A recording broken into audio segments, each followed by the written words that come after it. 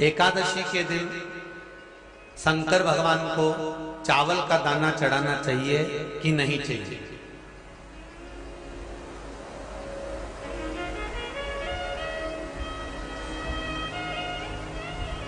अब बोलो तेरा क्या होगा रे कान्हा? है? चलो ठीक है। बीमार व्यक्ति से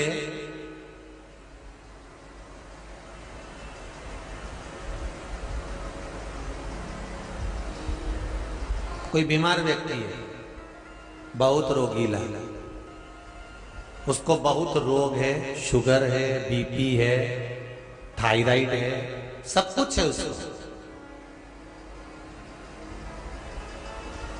और वो रोगीला व्यक्ति जब डॉक्टर के पास जाकर पूछे, डॉक्टर साहब मेरी तबीयत ठीक नहीं रहती है, मैं बहुत कष्ट में रहती हूँ, बहुत तकलीफ है शरीर में, और अभी सावन का महीने का व्रत आ रहा है डॉक्टर साहब, 1 महीना में व्रत करती थी पहले, करूं कि नहीं करूं? तो डॉक्टर साहब क्या बोलेंगे? बोलते जाओ जरा जम के। डॉक्टर बोलेगा कि आप व्रत मत करो। डॉक्टर एक बात कहेंगे, शरीर स्वस्थ रखना है, व्रत बाद में हो जाएगा, अगले वर्ष कर लेना, पर अभी शरीर को सही रखने के लिए दोनों समय अच्छे पेट भरकर सात्विक भोजन करो और अपने शरीर को ठीक करो। सात्विक भोजन अपने शरीर को, व्रत बाद में भी हो जाए, अगले वर्ष हो जाए।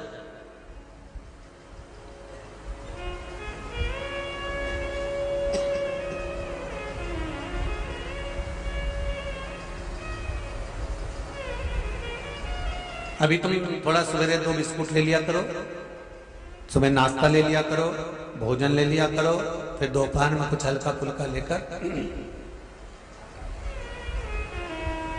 थोड़ी थोड़ी देर में खाते रहना चाहिए हो।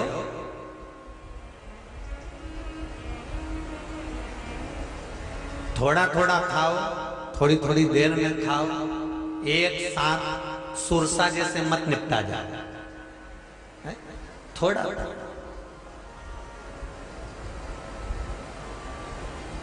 ज्यादा खाओगे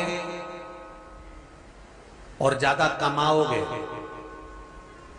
तो दूसरों को कष्ट नहीं होगा, कष्ट खुद को होगा। ज्यादा खाओगे अपाच्य हो जाएगा, रात की नींद उड़ जाएगी, शरीर में अच्छा नहीं लगेगा। ज्यादा कमाओगे, रात की नींद उड़ जाएगी, दुनिया की दृष्टि तुम पर पड़ जाएगी और तुम्हारी रातों की नींद चली जाएगी। कमाओ भी उतना जितना खर्च कर सको और खाओ भी उतना जितना पचा सको। अति सर्वस्व वर्जन। डॉक्टर कहेंगे अभी ये तुम्हारा व्रत जो है ना अगले साल कर लेना, इस साल मत करिए, इस साल तो आराम से भोजन वोजन करो तुम लोग, बढ़िया प्रेम से खाओ पिए। तो उसी तरह किसी ने पूछा कि चावल का दाना एकादशी पर भगवान शंकर को चढ़ा सकते हैं? चावल का दाना शंकर जी को चढ़ाते क्यों है, पहले तो वो समझ लो। बेलपत्री का तो महत्व आपको बार बार बताया कि बेलपत्री शिव जी को क्यों चढ़ाई जाती है, कहीं रोग के लिए, कहीं बीमारी के लिए, कहीं किस कार्य के लिए, कहीं कोई कार्य के लिए, कहीं कोई कार्य के लिए। चावल का दाना अगर हम शंकर भगवान को चढ़ा रहे तो क्यों चढ़ा रहे हैं, उसका कारण क्या है? चावल का दाना शिव को चढ़ाने का केवल एक कारण रहता है कि चावल को अक्षत कहते हैं।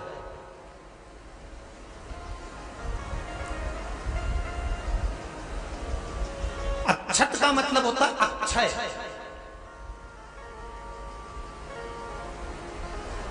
अभी हमारे यहां एक तिथि आने वाली है, अक्षय तृतीया।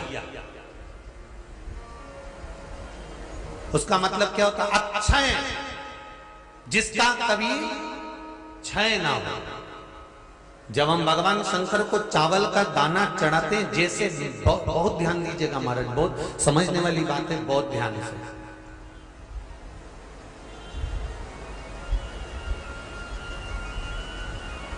चावल का दाना हमारे मस्तक पर तिलक करने के बाद पंडित जी क्यों लगाते हैं कि भगवान जैसा समय आज चल रहा है, आप पूजन कर रहे हो, पाठ कर रहे हो, दान कर रहे हो, पुण्य कर रहे हो, सत्कर्म कर रहे हो, भजन कर रहे हो, मेरा देव अधिदेव महादेव, मेरा नारायण, मेरा सत्यनारायण भगवान, मेरा राम जी, मेरा विष्णु जी, मेरा भागवत मैया, मेरी रामायण मैया।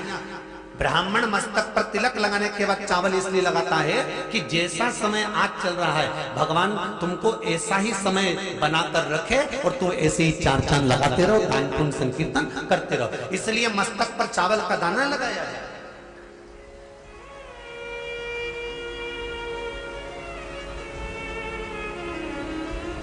कोई मर जाता है, मरने के बाद जब तक पगड़ी नहीं होती तब तक माथे पर तिलक, चावल का दाना लगाया जाता है। जम के बोलो जरा, नहीं लगाता। किसी पंडित जी से पूछो, ब्राह्मण देवता से पूछो, ब्राह्मण देवता ये कोई मर गया, और हमारा तो नियम है कि हम सिर पे तिलक लगाते हैं, चावल लगाते हैं, या पंडित जी से हम तिलक लगवाते हैं, मंदिर जाते हैं तो मंदिर में जाके तिलक लगवा के हम चावल का दाना लगवाते हैं। क्यों नहीं लगाते? उसका कारण क्या है? जब किसी के मरने के बाद 10 दिन तक, 12 दिन तक मस्तक पर तिलक क्यों नहीं लगाया जाता? 10-12 दिन तक माथे पर तिलक या चावल क्यों नहीं लगाया जाता? उसका कारण है कि ये जो समय आया है, तुम्हारे यहाँ जो गमी हुई है, तुम्हारे यहाँ कोई मर गया है, तुम्हारे यहाँ किसी के प्राण छूट गए हैं, तो ब्राह्मण इसलिए तिलक नहीं लगाता आपको, इसलिए चावल का दाना नहीं लगाता कि ऐसा दिन भगवान अब ना लाए, इसको अमर ना करे, इसको अक्षय ना करे, इसको प्रबल ना करे।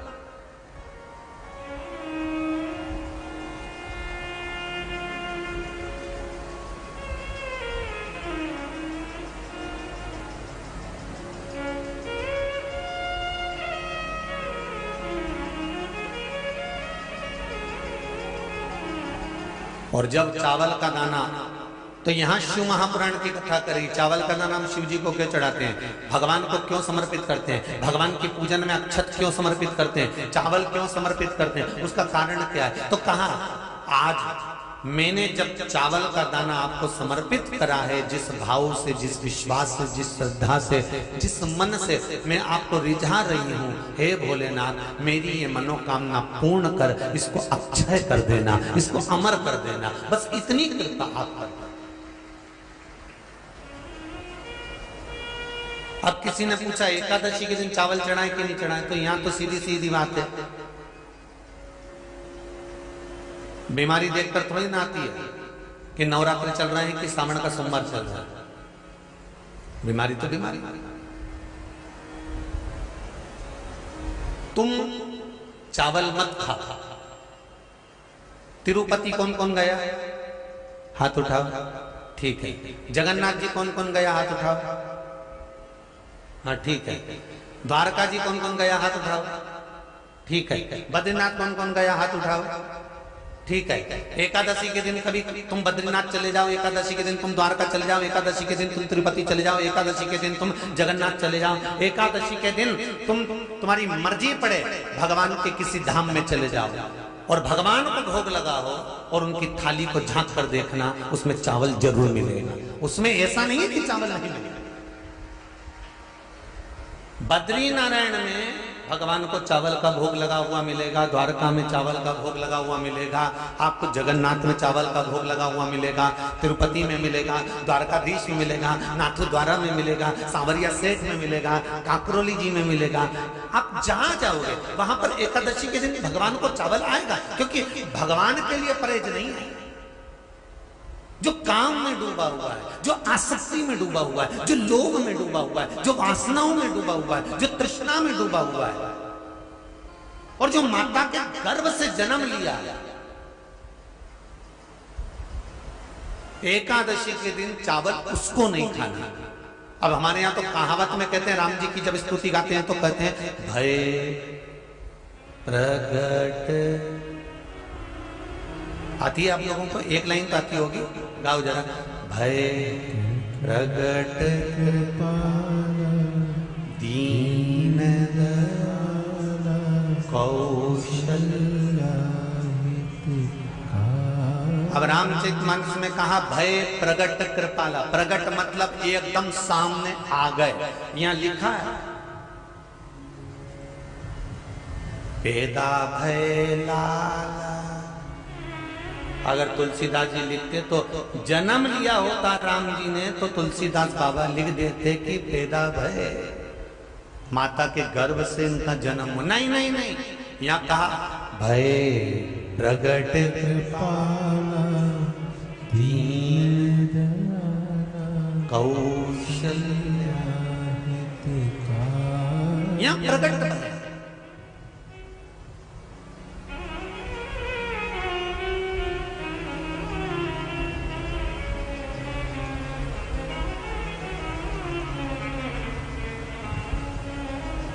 यूट्यूब पर स्कंद पुराण, अंधेरी मुंबई की माहेश्वरी समाज वाली एकादशी के माता पिता कौन है? सबसे पहले एकादशी का व्रत किसने रखा था?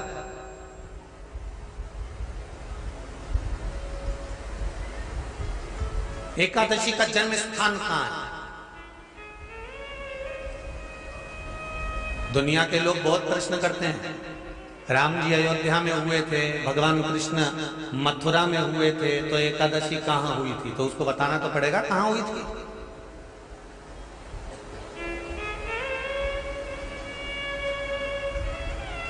उसमें हमने वर्णन किया कि एकादशी के माता पिता कौन है, एकादशी का व्रत सबसे पहले किसने करा, एकादशी का जन्म कहां हुआ, एकादशी को क्यों चावल नहीं खाते, एकादशी के दूसरे दिन चावल का दाना खाना क्यों जरूरी है।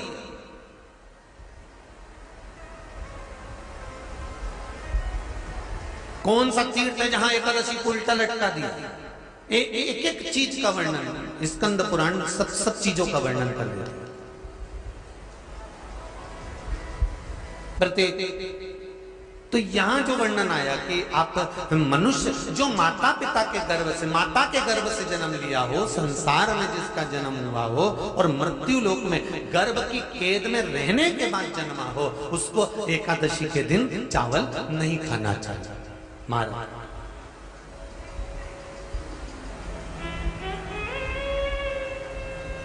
पर यहां शास्त्र ये नहीं कहता कि भगवान को चावल नहीं चढ़ाना चाहिए। यहाँ शास्त्र कहता है आप शिव जी को चाहे एकादशी हो, चाहे द्वादशी हो, चाहे प्रदोष हो, चाहे पूर्णिमा हो, चाहे अमावस्या हो, चावल का दाना आप भगवान शिव को समर्पित कर सकते हो। और ज्यादा नहीं, शंकर कभी ये नहीं कहते कि मुझे बहुत सारा चढ़ा। शंकर जी की कथा कहती है कितना, मात्र एक चावल का दाना। हम तो उनसे भी कहेंगे जो लोग कहते हैं ना कि हम आज हमारा सावन का महीना है तो आज हमें भगवान को 1.25 लाख बेलपत्र चढ़ाएंगे, तो कोई कहता हम 1000 बेलपत्र चढ़ाएंगे, तो कोई के हम 5000 चढ़ाएंगे, कोई के हम 50,000 चढ़ाएंगे। मेरा निवेदन केवल इतना है, तुम तो एक चढ़ा। और ये भी जरूरी नहीं है, एक बेलपत्र भी कब चढ़ाई जाती है शंकर भगवान को, जब तुमने किसी एक बेलपत्र का पेड़ लगाया होगा। इस मनुष्य शरीर की कीमत कब बढ़ती है? इस मानव की देह की कीमत कब बढ़ती है? जब यह मानव का शरीर, जब यह मानव की देह शंकर भगवान पर एक लोटा जल समर्पित करती है और शिवलिंग का जब स्पर्श करती है, तो इस स्पर्श से ये संपूर्ण शरीर की कीमत मेरा भोलेनाथ अपने आप बढ़ा देता है, स्वयं बढ़ा देता है।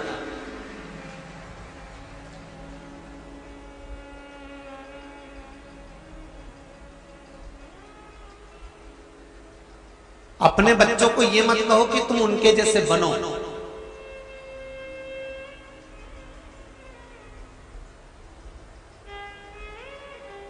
अपने बच्चों से ये नहीं कहना कि तुम उनके जैसा काम करो।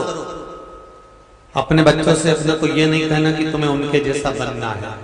अपने बच्चों को अपने को ये कहना है कि तुम वो बनो कि आने वाली पीढ़ी तुम्हारा नाम ले कि मेरा बेटा बने तो इसके जैसा बने। वो क्रम होना चाहिए।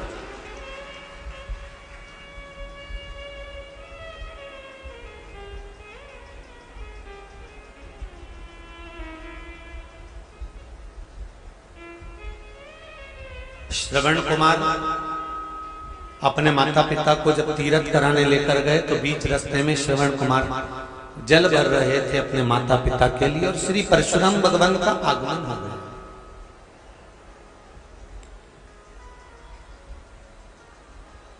श्री परशुराम भगवान का आगमन हो गया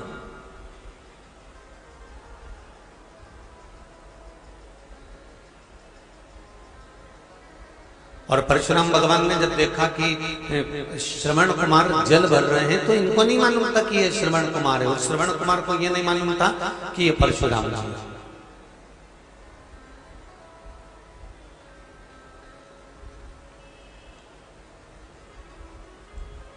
इस पंडाल में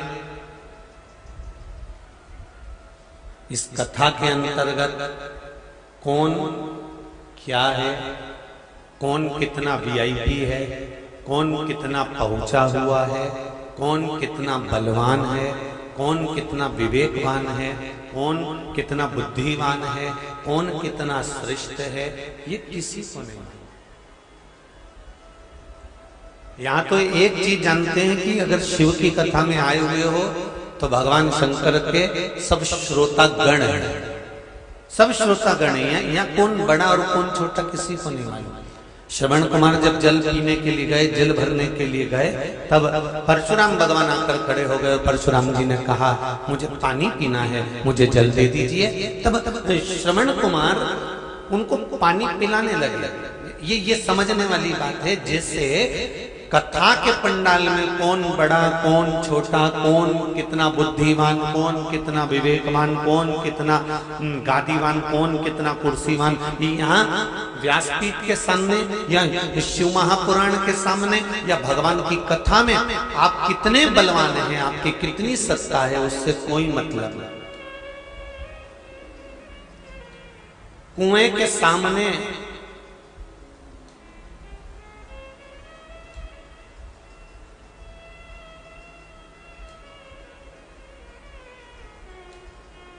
कुएं के सामने ये नहीं देखा जाता कि किसकी बाल्टी सुंदर है और किसका घड़ा सुंदर है।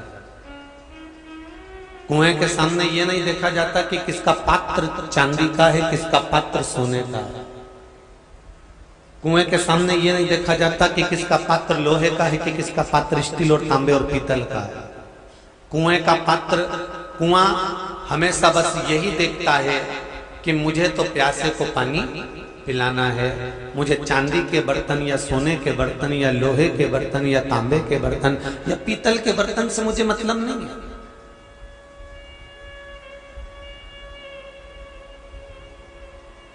बस कुआं एक बात जरूर कहता है कि जिस पात्र में मैं पानी मेरा रखे वो पात्र बाहर से भले साफ हुआ कि नहीं हुआ, पर अंदर से पात्र साफ होना चाहिए। जिस हंडे में, जिस बाल्टी में, जिस घड़े में, जिस पात्र में अपन पानी को रखें, वो पात्र अंदर से साफ होना चाहिए, अंदर से साफ।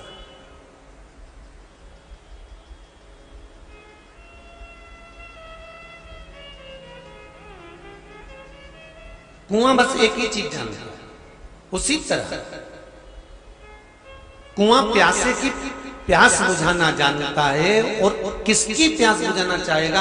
अगर कोई गंदी बाल्टी में पानी भर लेगा तो कौन पिएगा? कोई पिएगा कि गंदी बाल्टी का पानी?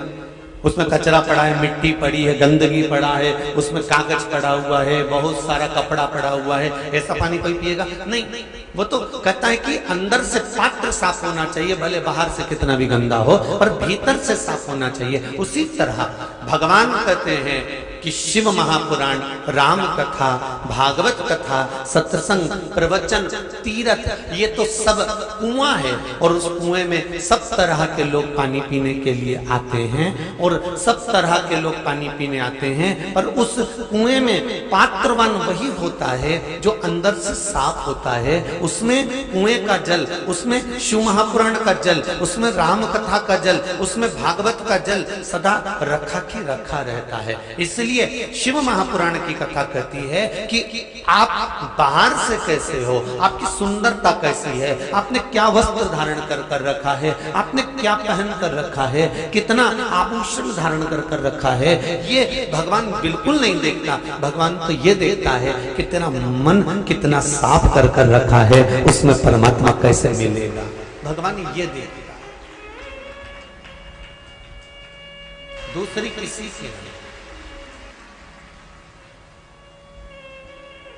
कोई सामर्थ्यता नहीं है किसी से।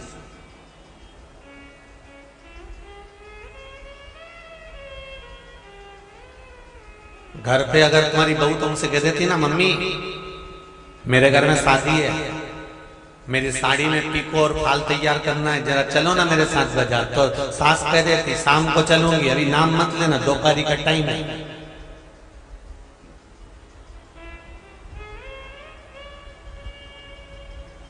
इतनी दोपहरी में मैं कहीं जाने वाली नहीं हूं।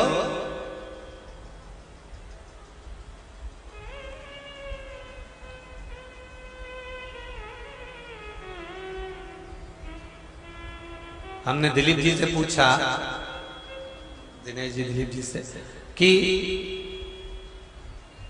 यहां जो गर्मी पड़ रही है, इतनी ही गर्मी हैदराबाद में पड़ती होगी, बराबर बराबर तो होगी कि इससे ज्यादा कम भी हो सकती है। तो वो बोले क्या गुरुदेव, थोड़ी बहुत ऊंची नीची होती रहती है,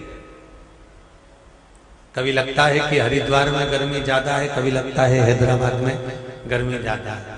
तो हमने कहा ये थोड़ा चलता रहता है, क्योंकि हरिद्वार भी हाथ से है और हैदराबाद भी हाथ से है, हो सकता है थोड़ा ऊपर नीचे चलता हो। पर शिव महापुराण की कथा कहते हैं, शिव महापुराण की कथा वर्णन करती है, जिसका मन, जिसका चित्त, जिसकी वृत्ति, जिसका हृदय शंकर की कथा में पहुंच जाता है, फिर गर्मी कहां जाती है वो मालूम ही नहीं पड़ पाता। एक बार चित्त लग गया बस, एक बार मन लग गया बस, एक बार ये मन पहुंच गया बस, फिर उतने में तो भगवान साथ आता है।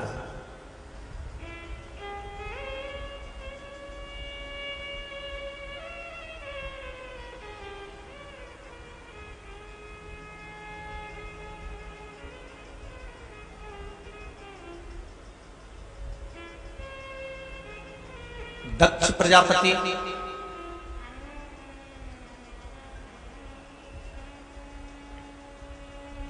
भगवान शंकर से द्रोह रखने लगा। द्रोह रखने का या दुश्मनी पालने का कोई दूसरा कारण नहीं था दक्ष प्रजापति का। दक्ष प्रजापति का दुश्मनी पालने का केवल एक कारण था कि मैंने अपने दामाद चंद्रदेव को श्राप दिया था, और उस श्राप को मैंने जो चंद्र को दिया था, तो चंद्र की काया मैंने जब बिगाड़ दी थी, तो ठीक शंकर जी ने क्यों कहा?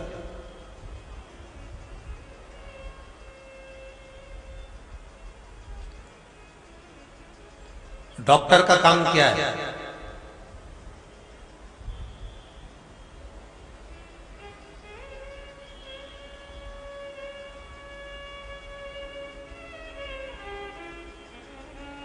डॉक्टर का काम क्या है?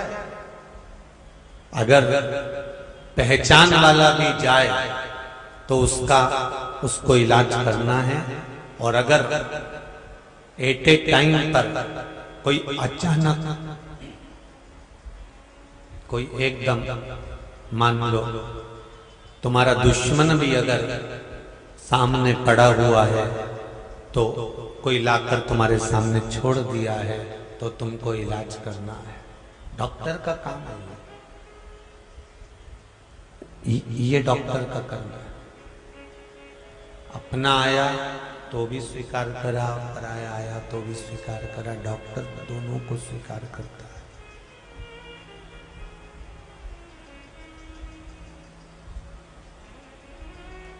दोनों को स्वीकार करता है।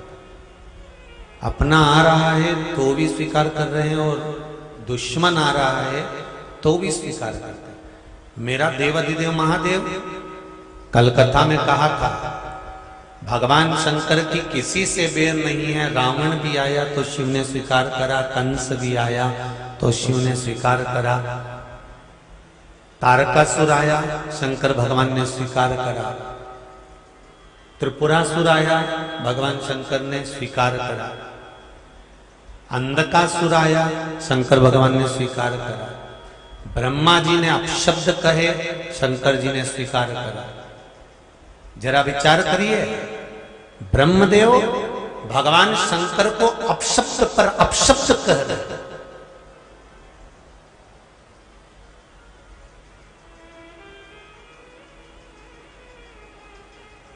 ब्रह्मा जी कह रहे हैं ये शिवलिंग, कोई शिवलिंग है? एक पत्र आया है, किसी ने लिखा है,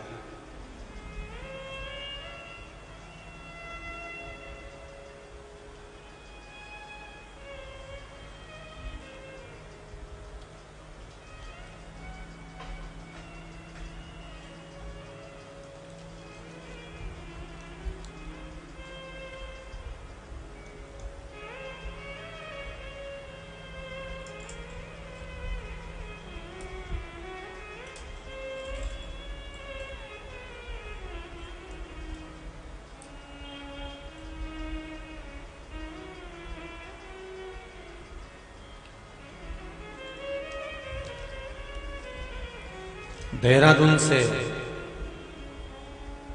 नाम लिखा है और नीचे एक लाइन लिख दी है, नीचे लिखा है नाम को गुप्त रखा जाए, नाम ना बताया जाए।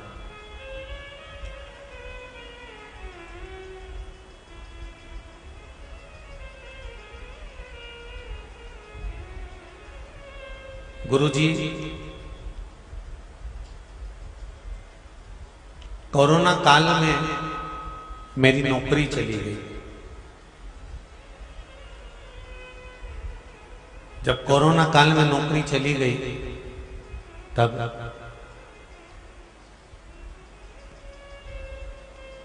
शिव महापुराण की कथा में श्रवण कर रही थी, शंकर की आराधना में लग गई। बाबा ने फिर कृपा कर दी, करुणा कर दी। पर एक बात बताना चाहती हूं गुरुदेव, मेरी इतनी उम्र नहीं है,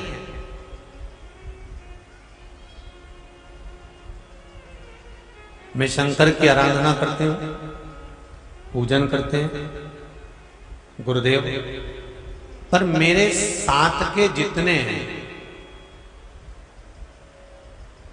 वो मेरी हंसी उड़ाते हैं कि कहां लगी हुई है।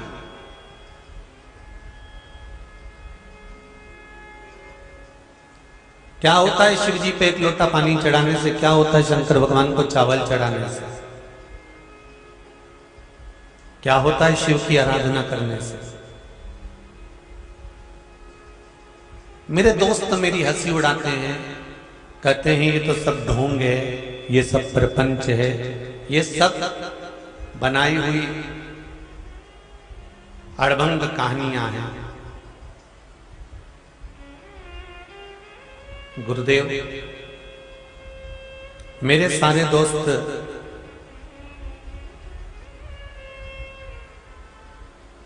भविष्य बताने वाले पत्ते टेशो कार्ड में जुड़े हुए हैं।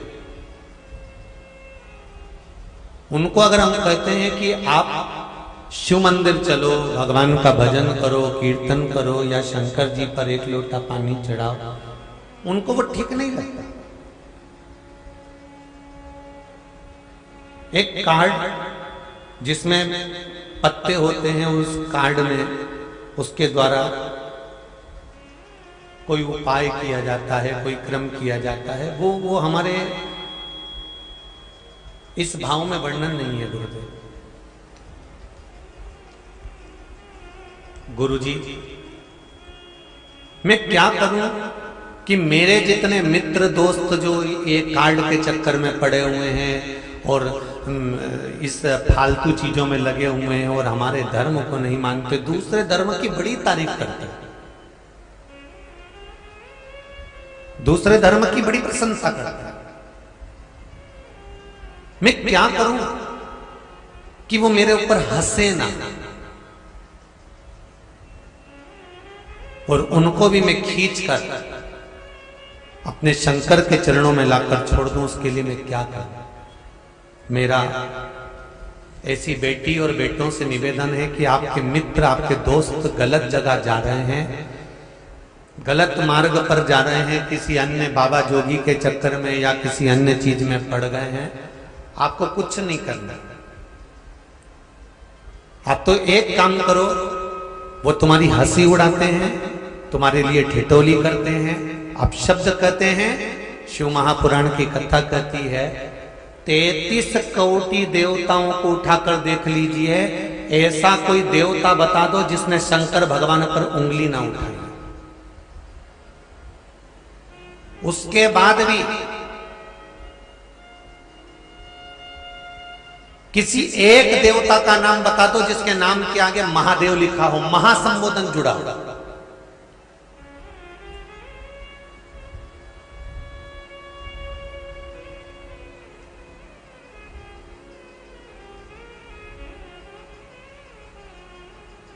महासंबोधन केवल एक शंकर के आगे आता है, उनके नाम के आगे आता है महादेव। और दूसरा महासंबोधन शंकर भगवान ने अपनी तरफ से माता लक्ष्मी को दिया।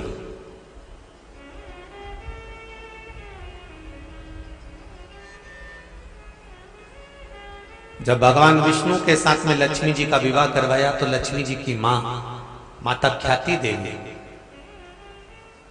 भगवान शंकर के साथ में लक्ष्मी जी का विवाह करना चाहती थी, पर भगवान शिव ने कहा नहीं माता ख्याति, आप अपनी पुत्री लक्ष्मी का विवाह नारायण के साथ में करिए।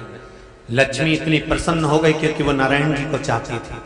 लक्ष्मी जी ने भोलेनाथ जी के चरणों को प्रणाम कर कर कहा देवाधिदेव महादेव, आपने मेरा विवाह भगवान विष्णु के साथ कराया है, आप जो कहें मैं सेवा करने को तैयार हूं। शिव जी ने कहा बस एक काम करो लक्ष्मी, बेलपत्री के वृक्ष के नीचे, और शंकर भगवान कह रहे हैं मेरे मंदिर की चौखट पर 2 जगह पर तू हमेशा बैठी मिलना, 2 जगह पर, एक बेलपत्री की जड़ के नीचे, बेलपत्री के वृक्ष के नीचे, और दूसरा शंकर भगवान के मंदिर के द्वार पर चौखट पर तू बैठी मिलना। और सुन लक्ष्मी, आज तूने मुझसे पूछा कि आप आज्ञा करें, मैं इतना खुश हूं कि अपना महासंबोधन,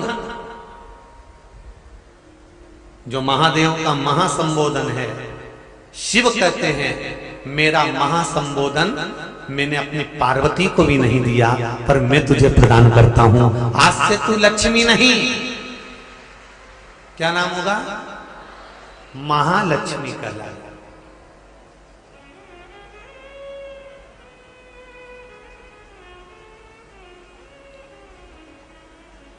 अपना महासंबोधन भगवान शंकर ने लक्ष्मी जी को दे दिया। कोई ऐसा देव बता दो जिसके आगे महासंबोधन लिखा हो। महासंबोधन केवल देवाधिदेव महादेव के सामने लिखा है महादेव।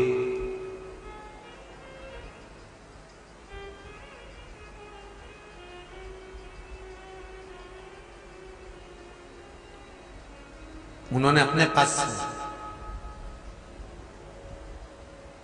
33 कोटि देवताओं में केवल संबोधन एक। तो मेरा निवेदन है कि जो कह रहे हैं कि हम क्या करें कि सबको अपनी ओर ले आए, सबको अपनी ओर खींच लाएं, तुम्हें कुछ नहीं करना। दुनिया के लोग हंसी उड़ाएंगे, भगवान शंकर को नहीं छोड़ा, भगवान राम को नहीं छोड़ा, भगवान कृष्ण को नहीं छोड़ा, तुम्हें कौन छोड़ने वाला? कथा के बीच में हम बार बार कहते हैं क्या किसको रोइए, चादर तान के सोइए। आग लगे बस्ती में अपन रहो मस्ती में। कोई कितना भी अपशब्द कहे, ताने दे, गाली दे, आड़ा टेढ़ा बोले, तुम मंदिर में पूजन करने जाओ, पशुपति व्रत करने जाओ, 5 दिए लगाने के लिए जाओ, जल चढ़ाने के लिए जाओ, बेलपत्री रखने के लिए, समर्पित करने के लिए जाओ, चावल चढ़ाने के लिए जाओ, तो इतना जरूर याद आता है।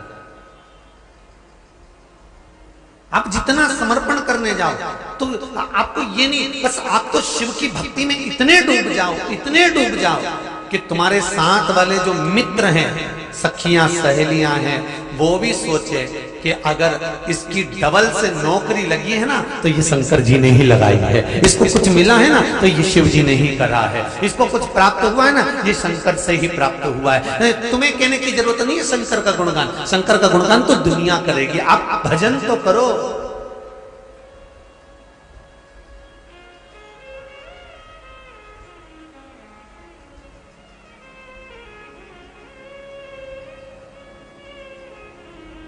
कर सेवा तू लगन लगाकर, मन में सच्चा भाव जगाकर, ही की आंखें खोलो रे अब वल्लभ के खोलो।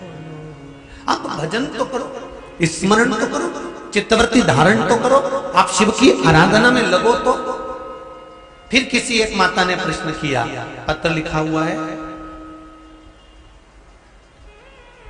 एकादशी के दिन शंकर भगवान को चावल का दाना चढ़ाना चाहिए कि नहीं चाहिए?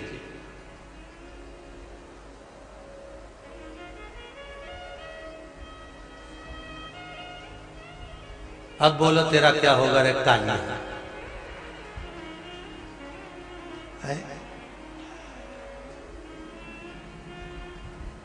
चलो ठीक है। बीमार व्यक्ति से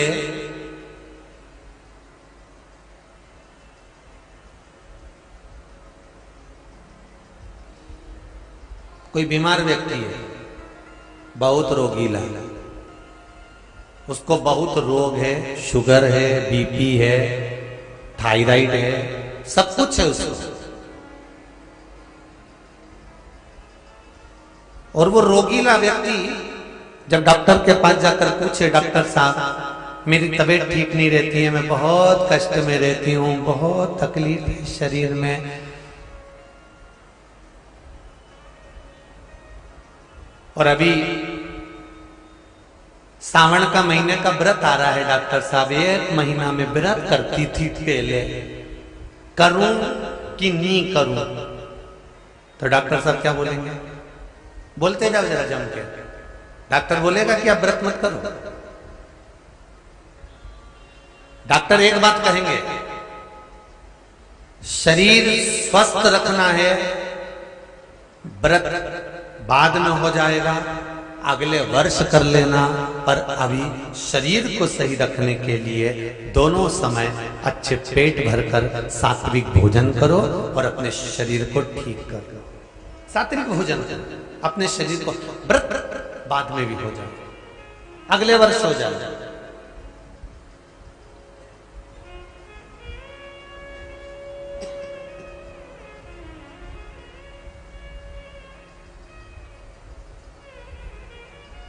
अभी तुम थोड़ा सवेरे 2 बिस्कुट ले लिया करो, सुबह नाश्ता ले लिया करो, भोजन ले लिया करो, फिर दोपहर में कुछ हल्का फुल्का लेकर थोड़ी थोड़ी देर में खाते रहना चाहिए। हो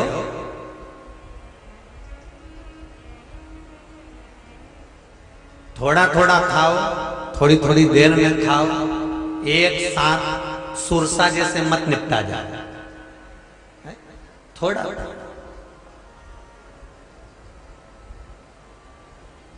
ज्यादा खाओगे और ज्यादा कमाओगे तो दूसरों को कष्ट नहीं होगा, कष्ट खुद को होगा। ज्यादा खाओगे अपाच्य हो जाएगा, रात की नींद उड़ जाएगी, शरीर में अच्छा नहीं लगेगा। ज्यादा कमाओगे, रात की नींद उड़ जाएगी, दुनिया की दृष्टि तुम पर पड़ जाएगी और तुम्हारी रातों की नींद चली जाएगी। कमाओ भी उतना जितना खर्च कर सको, और खाओ भी उतना जितना पचा सकता। अति सर्वस्व वर्जन।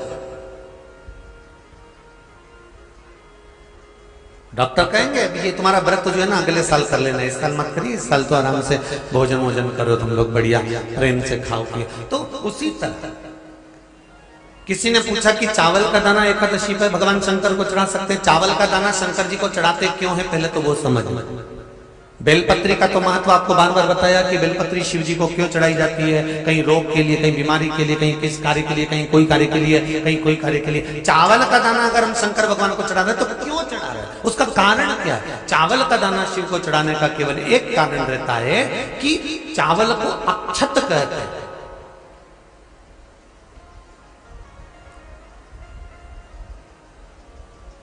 अक्षत का मतलब होता है अक्षय।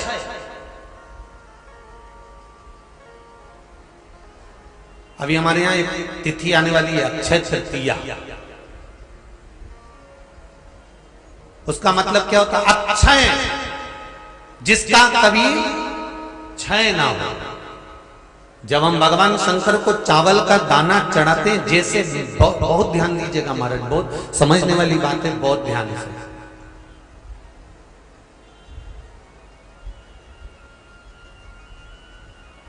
चावल का दाना हमारे मस्तक पर तिलक करने के बाद पंडित जी क्यों लगाते हैं कि भगवान जैसा समय आज चल रहा है, आप पूजन कर रहे हो, पाठ कर रहे हो, दान कर रहे हो, पुण्य कर रहे हो, सत्कर्म कर रहे हो, भजन कर रहे हो, मेरा देव अधिदेव महादेव, मेरा नारायण, मेरा सत्यनारायण भगवान, मेरा राम जी, मेरा विष्णु जी, मेरा भागवत मैया, मेरी रामायण मैया, ब्राह्मण मस्तक पर तिलक लगाने के बाद चावल इसलिए लगाता है कि जैसा समय आज चल रहा है, भगवान तुमको ऐसा ही समय बनाकर रखे और तुम ऐसे ही चार चांद लगाते रहो, दान पुण्य संकीर्तन करते रहो। इसलिए मस्तक पर चावल का दाना लगाया है।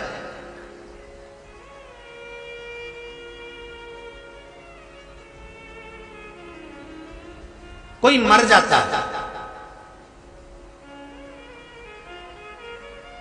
मरने के बाद जब तक पगड़ी नहीं होती तब तक माथे पर तिलक, चावल का दाना लगाया जाता है। जम के बोलो जरा, नहीं लगाता।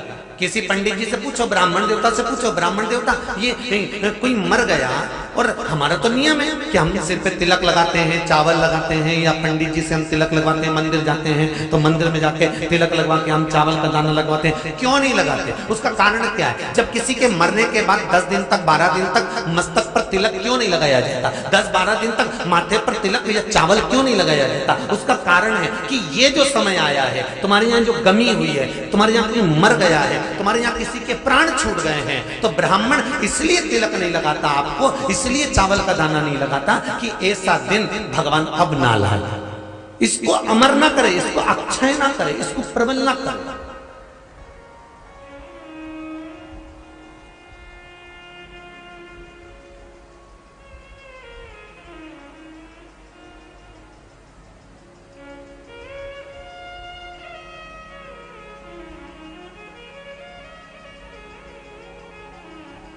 और जब चावल का दाना, तो यहां शिव महापुराण की कथा करेगी, चावल का दाना हम शिव जी को क्यों चढ़ाते हैं, भगवान को क्यों समर्पित करते हैं, भगवान की पूजन में अक्षत क्यों समर्पित करते हैं, चावल क्यों समर्पित करते हैं, उसका कारण क्या है? तो कहा आज मैंने जब चावल का दाना आपको समर्पित करा है, जिस भाव से, जिस विश्वास से, जिस श्रद्धा से, जिस मन से मैं आपको रिझा रही हूं, हे भोलेनाथ मेरी ये मनोकामना पूर्ण कर, इसको अक्षय कर देना, इसको अमर कर देना, बस इतनी कृपा आप कर। अब किसी ने पूछा एकादशी के दिन चावल चढ़ाए कि नहीं चढ़ाए, तो यहां तो सीधी सीधी बात है, बीमारी देखकर थोड़ी ना आती है कि नवरात्र चल रहे हैं कि सावन का सोमवार चल रहा है, बीमारी तो बीमारी। तुम चावल मत खा। तिरुपति कौन कौन गया? हाथ उठाओ। ठीक है। जगन्नाथ जी कौन कौन गया? हाथ उठाओ। हाँ ठीक है। द्वारका जी कौन कौन गया? हाथ उठाओ। ठीक है। बद्रीनाथ कौन कौन गया? हाथ उठाओ। ठीक है, एकादशी के दिन कभी तुम बद्रीनाथ चले जाओ, एकादशी के दिन तुम द्वारका चले जाओ, एकादशी के दिन तुम तिरुपति चले जाओ, एकादशी के दिन तुम जगन्नाथ चले जाओ, एकादशी के दिन तुम्हारी मर्जी पड़े भगवान के किसी धाम में चले जाओ और भगवान को भोग लगाओ और उनकी थाली को झांक कर देखना, उसमें चावल जरूर मिलेगा। उसमें ऐसा नहीं है कि चावल नहीं मिलेगा। बद्री नारायण में भगवान को चावल का भोग लगा हुआ मिलेगा, द्वारका में चावल का भोग लगा हुआ मिलेगा, आपको जगन्नाथ में चावल का भोग लगा हुआ मिलेगा, तिरुपति में मिलेगा, द्वारकाधीश में मिलेगा, नाथद्वारा में मिलेगा, सांवरिया सेठ में मिलेगा, काकरोली जी में मिलेगा। आप जहां जाओगे वहां पर एकादशी के दिन भगवान को चावल आएगा, क्योंकि भगवान के लिए परहेज नहीं है। जो काम में डूबा हुआ है, जो आसक्ति में डूबा हुआ है, जो लोभ में डूबा हुआ है, जो वासनाओं में डूबा हुआ है, जो तृष्णा में डूबा हुआ है और जो माता के गर्भ से जन्म लिया, एकादशी के दिन चावल उसको नहीं खाना। अब हमारे यहां तो कहावत में कहते हैं, राम जी की जब स्तुति गाते हैं तो कहते हैं भय प्रगट, आती है आप लोगों को? एक लाइन तो आती होगी, गाओ जरा। भय प्रगट दीन कौशल्या। अब रामचरितमानस में कहा भय प्रगट कृपाला। प्रगट मतलब एकदम सामने आ गए। यहां लिखा है पेदा भय लाला। अगर तुलसीदास जी लिखते तो जन्म लिया होता राम जी ने तो तुलसीदास बाबा लिख देते कि पैदा भय, माता के गर्भ से इनका जन्म हो। नहीं नहीं नहीं, यहाँ कहा भय प्रगट कृपाला दीन कौशल्या। यहाँ प्रगट है।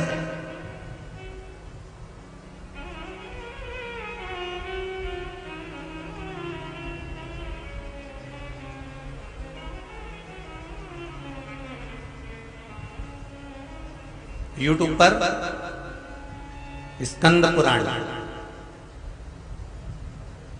अंधेरी मुंबई की माहेश्वरी समाज वाली अगर डली हो और जिसने नहीं सुनी हो तो सुनना।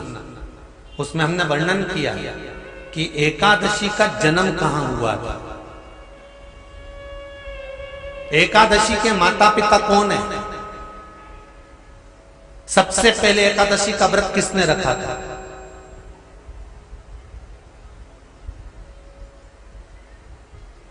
एकादशी का जन्म स्थान कहां है? दुनिया के लोग बहुत प्रश्न करते हैं, राम जी अयोध्या में हुए थे, भगवान कृष्ण मथुरा में हुए थे, तो एकादशी कहां हुई थी? तो उसको बताना तो पड़ेगा कहां हुई थी।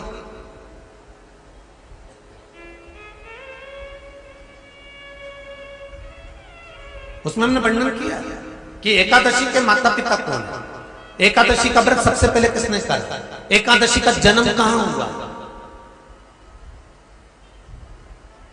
एकादशी को क्यों चावल नहीं खाते, एकादशी के दूसरे दिन चावल का दाना खाना क्यों जरूरी है।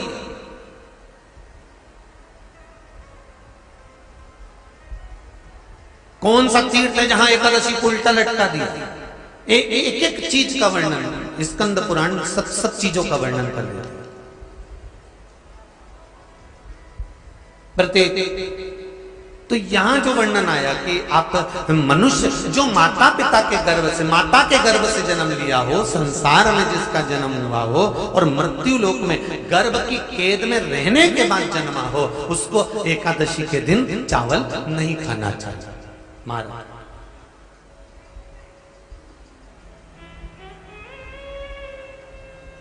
पर यहां शास्त्र ये नहीं कहता कि भगवान को चावल नहीं चढ़ाना चाहिए। यहां शास्त्र कहता है आप शिव जी को चाहे एकादशी हो, चाहे द्वादशी हो, चाहे प्रदोष हो, चाहे पूर्णिमा हो, चाहे अमावस्या हो, चावल का दाना आप भगवान शिव को समर्पित कर सकते हो और ज्यादा नहीं। शंकर कभी ये नहीं कहते कि मुझे बहुत सारा चढ़ा। शंकर जी की कथा कहती है कितना, मात्र एक चावल का दाना। हम तो उनसे भी कहेंगे जो लोग कहते हैं ना कि हम आज हमारा सावन का महीना है तो आज हमें भगवान को 1.25 लाख बेलपत्र चढ़ाएंगे, तो कोई कहता हम 1000 बेलपत्र चढ़ाएंगे, तो कोई के हम 5000 चढ़ाएंगे, कोई के हम 50,000 चढ़ाएंगे। मेरा निवेदन केवल इतना है, तुम तो एक चढ़ा, और ये भी जरूरी नहीं है एक बेलपत्र भी कब चढ़ाई जाती है शंकर भगवान को, जब तुमने किसी एक बेलपत्र का पेड़ लगाया होगा और वो पेड़ बड़ा हो गया होगा, तब तुम हकदार बनते हो कि किसी के पेड़ की बेलपत्र तोड़कर शिव को चढ़ाई जाए। लगाया पेड़ मिल गया बेलपत्री का, और तुम तो डंडा लेके खड़ी हो गई और तुरंत तो सारा झड़ा, और जितना बेलपत्री का पेड़ था सारा की सारा उनको बिना पत्ते का कर दिया। अब दूसरा ढूंढ रही है, तुम्हारे यहाँ है क्या? अब दूसरा ढूंढने की तैयारी है, और दूसरा जब पूरा क्लीन हो गया फिर तीसरा ढूंढने चली, तीसरा ढूंढने गई, फिर कहा तुम्हारे यहाँ है क्या? तो कई लोग ऐसे होंगे। ये गर्मी चली जाए, जैसे पिछले वर्ष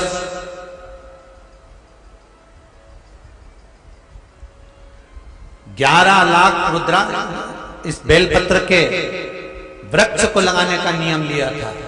अब की बार जैसे गर्मी जाए तैयारी करके बैठ जाना, बारिश चालू हो, और जितने लोग शिव महापुराण की कथा सुन रहे हो आस्था चैनल पर, फेसबुक, यूट्यूब पर और यहाँ पंडाल में, एक बेलपत्री का वृक्ष अपने को लगाना चालू करना अपने द्वारा।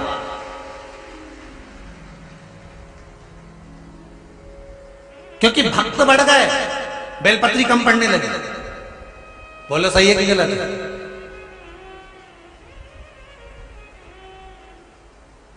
अब शिव के भक्त इतने बढ़ गए कि बेलपत्रियां कम पड़ने लगी। अब एक व्यक्ति भी चढ़ाए तो 2 तो चढ़ाए, अब एक वृक्ष में कितनी लगेगी बताओ जरा, ईमानदारी की बात हो। अब तुम सब तोड़ सब ले गई सब, और अभी इंतजार कर रही, अभी उगेगी। अब बेलपत्री का वृक्ष भी सोच रहा है, अरे ओ कमला तू अपने घर जा, रहने दे, अभी और उगने पाएगा। नियम बना। और एक बात और कहूंगा, हृदय से कहूंगा, अगर आपके पास में बेलपत्री के वृक्ष से बेलपत्री नहीं भी ला सके ना, तो जो बेलपत्री शिव जी को चढ़ी हो, जो बेलपत्री भगवान शंकर को समर्पित हो, उसी बेलपत्री को उठा लो शिव जी के ऊपर से, पानी में धो लो, और अपने मन की बात कहकर शंकर भगवान को फिर चढ़ा दो। शिव स्वीकार कर लेते हैं, शंकर स्वीकार कर लेते। 33 कोटि देवता में कोई ऐसा देवता नहीं जो निर्माल्य स्वीकार कर लेता। चढ़ाया फूल कोई देवता वापिस स्वीकार नहीं करता, चढ़ाई सामग्री कोई देवता स्वीकार नहीं करता। पर मेरे देवादिदेव महादेव केवल एक ऐसे हैं कि चढ़ी हुई बेलपत्र, चढ़ा हुआ अक्षत, चढ़ा हुआ धतूरा, मेरे शिव केवल एक ऐसे हैं कि वो स्वीकार कर लेते हैं। आपने जो चढ़ा दिया, कोई चढ़ा के चले गए तो भी स्वीकार।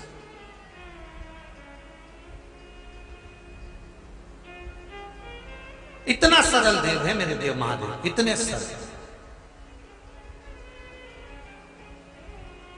सारे देवताओं के लड्डू, पेड़ा, गुलाब जामुन, आरती, भजिया, पकौड़ा चाहिए, शंकर जी को चाहिए हैं? कुछ सरल सरल। जरा देखिए, एक दुश्मन जब दुश्मनी करता है तो कितनी विचित्र दुश्मनी करता होगा। अपनी बेटी सती का विवाह शिव के साथ पक्का कर दिया था। सारे देवताओं में बात हो गई थी कि मेरी बेटी सती शिव को बिहाएगी। उसके बाद जो दुश्मनी चालू हुई है, जो द्रोह चालू हुआ है, तो वो द्रोह कहां तक पहुंच गया है?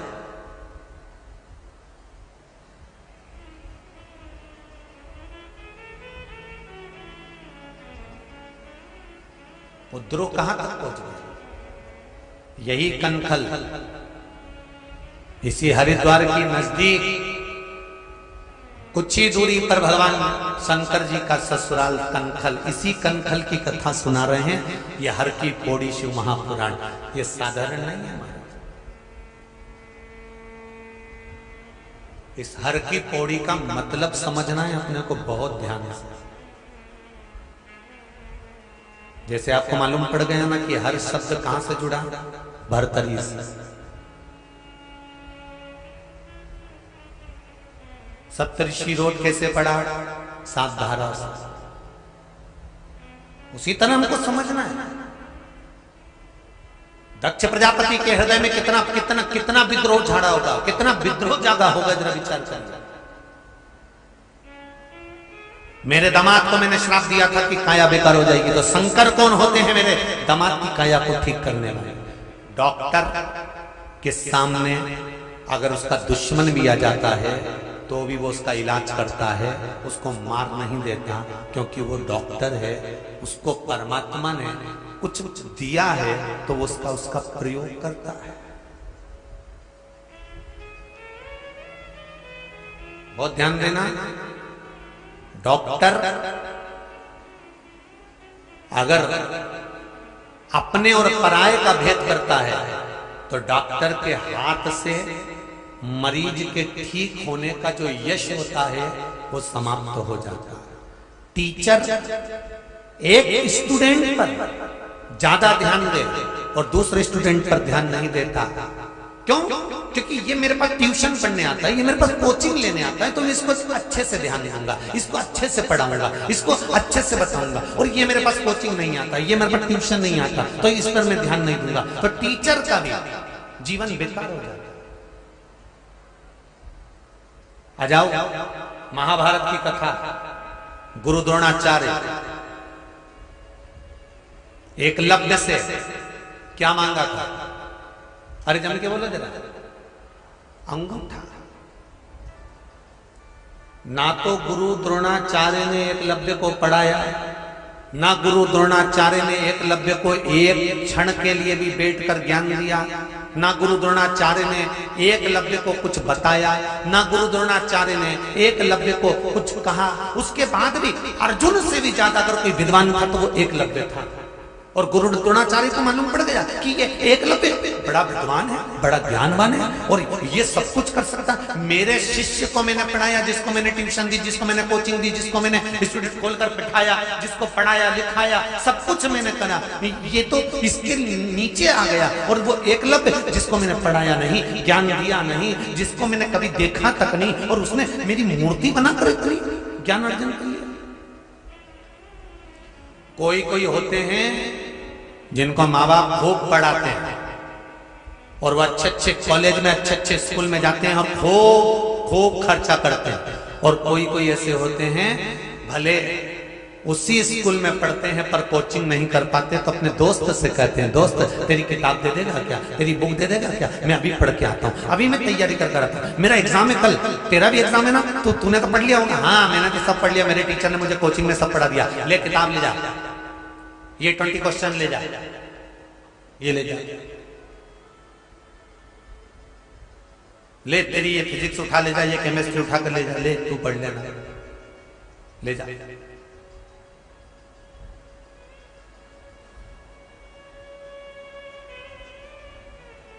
अब गुरु द्रोणाचार्य के लिए अर्जुन प्रिय है, एकलव्य प्रिय नहीं है।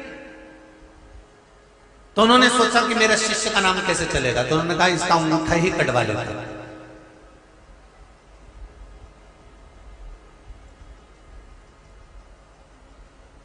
एकलव्य को झूठ बोलना नहीं आता।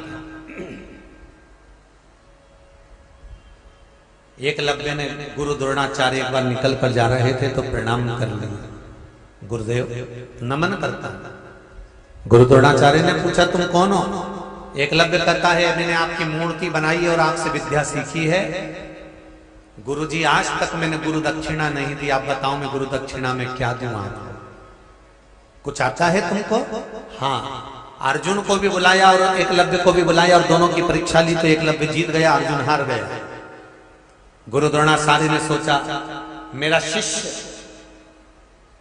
जिसको मैंने पूरी जिंदगी लगा दी सिखाने में और वो हार गया, और एकलव्य जीत गया। मुझे ये अंगूठा काट कर दे दो, और अंगूठा मांग लिया। जिस गुरु द्रोणाचार्य ने अपने शिष्य के लिए एक शिष्य से छल कर गए, उस गुरु द्रोणाचार्य का महाभारत के युद्ध में कैसा अंत हुआ है, ये पूरा इतिहास जानता है, ये पूरा विश्व जानता है।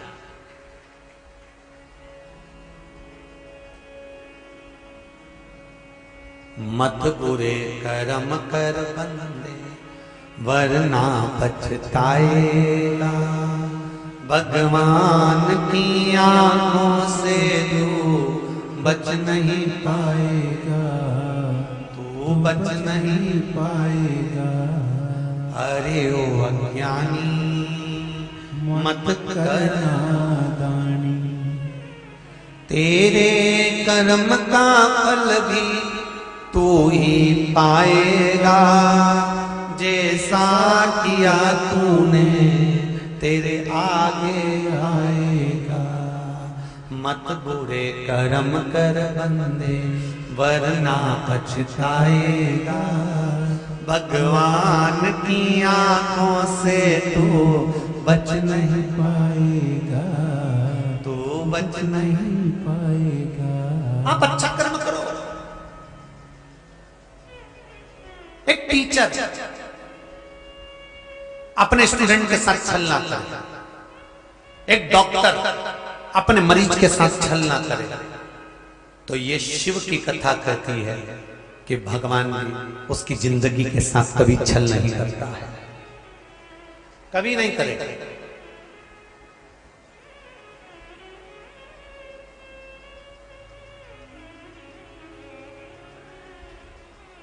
करा। अब शिव कौन है, शंकर कौन है? अगर किसी की काया को सही कर रहे हैं, हाथी का माथा जोड़ रहे हैं, दक्ष प्रजापति को बकरे का मुख लगा रहे हैं, प्लास्टिक सर्जरी करने में नंबर 1 है,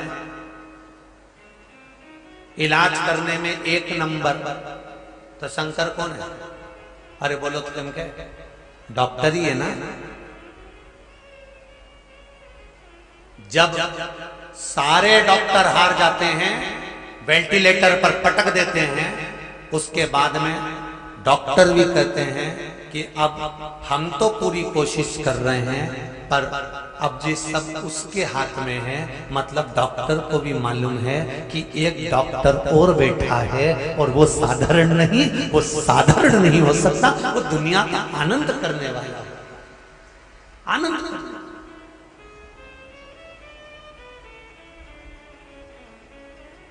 उस महाकाल के आगे काल भी हार जाता है।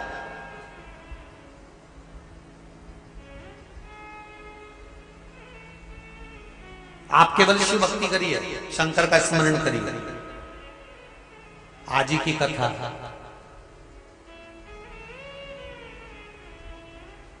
आज नीलकंठेश्वर महादेव का दर्शन करने गए थे।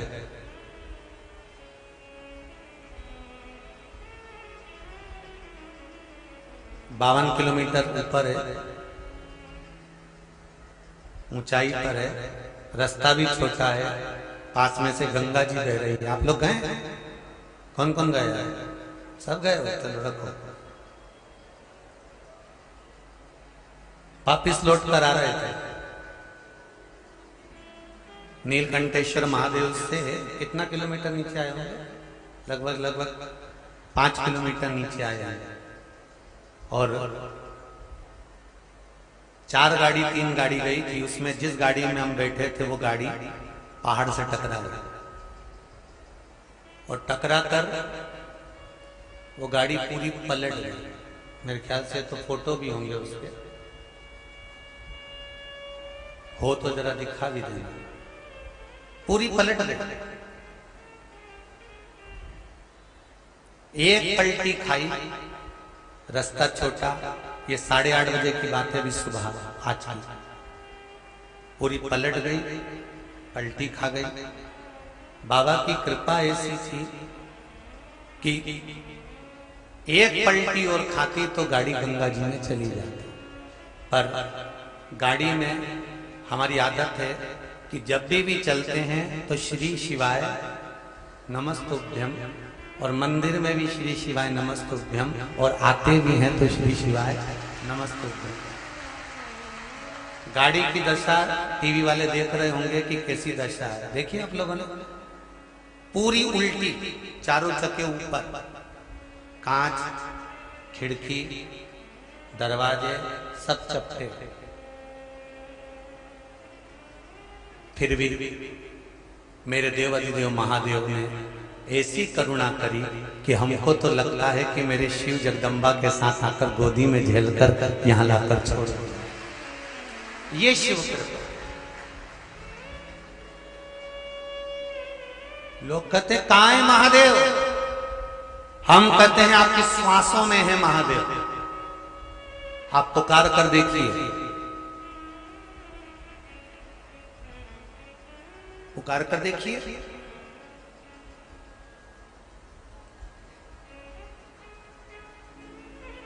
बस शंभो शरणे पड़ी, मांगू घड़ी रे घड़ी, दुख का दया करी दर्शन। आपका विश्वास पक्का होना चाहिए, और यदि भरोसा पक्का है, विश्वास दृढ़ है और पूर्ण भरोसा, तो यह पक्का है कि काल भी तुम्हारे सामने होगा तो महाकाल तुम्हारे साथ में होगा। तुम चिंता मत करो, काल भी होगा तो महाकाल भी तुम्हारे साथ होगा। बस उसका भजन करो।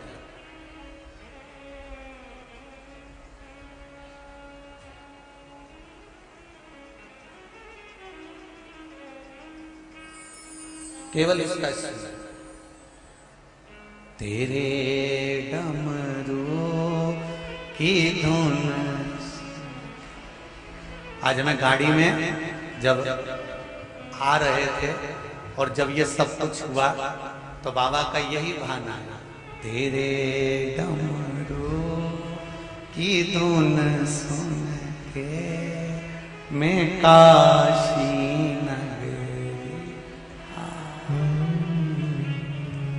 सुना है हमने ओ भोले, तेरी काशी में मुक्ति है।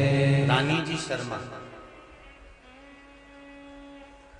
रामनगर नैनीताल से आया। कहीं बैठी आप ही, दोनों हाथ हिला दीजिए एक बार। हर हर महादेव। मेरा नाम रानी शर्मा है और हम रामनगर नैनीताल से हैं। गुरुजी, मेरे चेस्ट में 2 साल पहले एक गांठ हो गई थी, गठान हो गई थी, जिसका ऑपरेशन अलीगढ़ के हॉस्पिटल में हुआ था। उसके बाद कुछ समय के बाद एक गांठ दोबारा उससे हटकर थोड़ी ही दूरी पर फिर हो गई, और वो गांठ पिछली गांठ से बड़ी थी।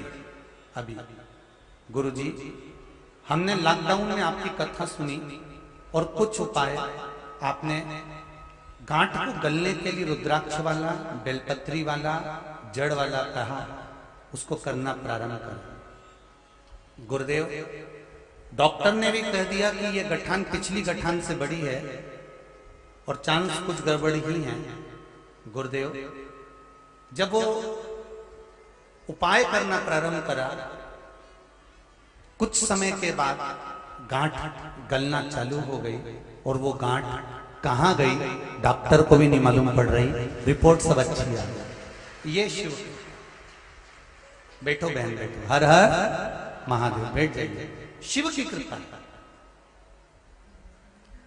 फिर हम रुद्राक्ष उत्सव में बाबा भोलेनाथ को प्रणाम करने सीहोर गए। वहां बाबा को नमन करा। आप अपनी बेटी से खुद कहती हो अब शादी कर देती हूँ, तेरे बस का नहीं है, तू गवर्नमेंट जॉब नहीं कर सकती, तू नौकरी नहीं कर सकता, तू सीए नहीं बन सकता, तू कलेक्टर नहीं बन सकता, तू आईएएस ऑफिसर नहीं बन सकता। कौन कहता है नहीं बन सकता? हिम्मत कर, बेटे से कह तुझ में वो बल है, तुझ में वो विद्वत्ता है, तुझ में वो बल है, तुझ में वो विद्वत्ता है, तू सब कुछ कर सकता, सब कुछ। क्यों घबराता है? बढ़ आगे। मैं तेरे साथ हूं ना, तेरे पापा तेरे साथ है ना, परिवार तेरे साथ है ना, दूसरे से मतलब नहीं। तू तो बढ़ आगे। मम्मी मेरे से नहीं होगा तो नहीं होगा तो क्या हुआ? एक बार, दो बार, तीन बार, चार बार एक ही जगह पर गड्ढा खोदे जाओ, पानी की बूंद एक ही जगह गिरती रहती गिरती रहती गिरती रहती तो पत्थर पर छेद कर देती है। तू एक बार, दो बार, तीन बार, चार बार लगे रहे और प्रबल मेहनत कर कर, चोगनी मेहनत कर कर लगे रहे। शंकर को एक लोटा जल चढ़ाते रहे और शिव का नाम लेकर आगे बढ़ते रहे, उत्तीर्ण हो गए। कई लोग विचार कर लेते हैं खेती करने वाले, पिक लेने वाले, खेती करने वाले, फसल लेने वाले मेरे किसान भाई बहन जब खेती में खेती करने जाते हैं तो मन में अब की बार अगर फिर फसल बिगड़ गई तो, मतलब तूने पहले से विचार कर लिया कि फिर फसल बिगड़ गई तो फिर वो फसल बिगड़ेगी ही। पहले से विचार कर लो अब की बार मेरी फसल एक नंबर आएगी तो जो तुमने बीज बोया है कितना भी पानी गिरे चाहे कितना भी सूखा पड़े पर फसल एक नंबर आएगी। अच्छा सोच कर जाओ ना, अच्छा विचार कर कर जाओ ना, अच्छी सोच रख कर जाओ। शंकर के मंदिर में एक लोटा जल चढ़ाने जाओ तो अच्छी सोच रख कर जाओ, मेरा काम होगा, मेरा बाबा संभालेगा। एक पत्र है देख,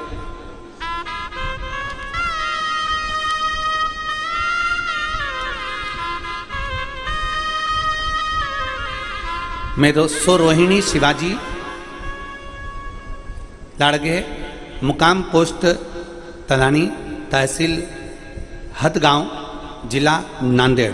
मोबाइल नंबर ये है, कहीं बैठे हो तो हाथ हिला सकती हैं और बेलपत्र लेने आ सकती हैं। सो रोहिणी शिवाजी लांगड़े, मुकाम पोस्ट तलनी, तहसील हदगांव, जिला नांदेड़। मोबाइल नंबर ये।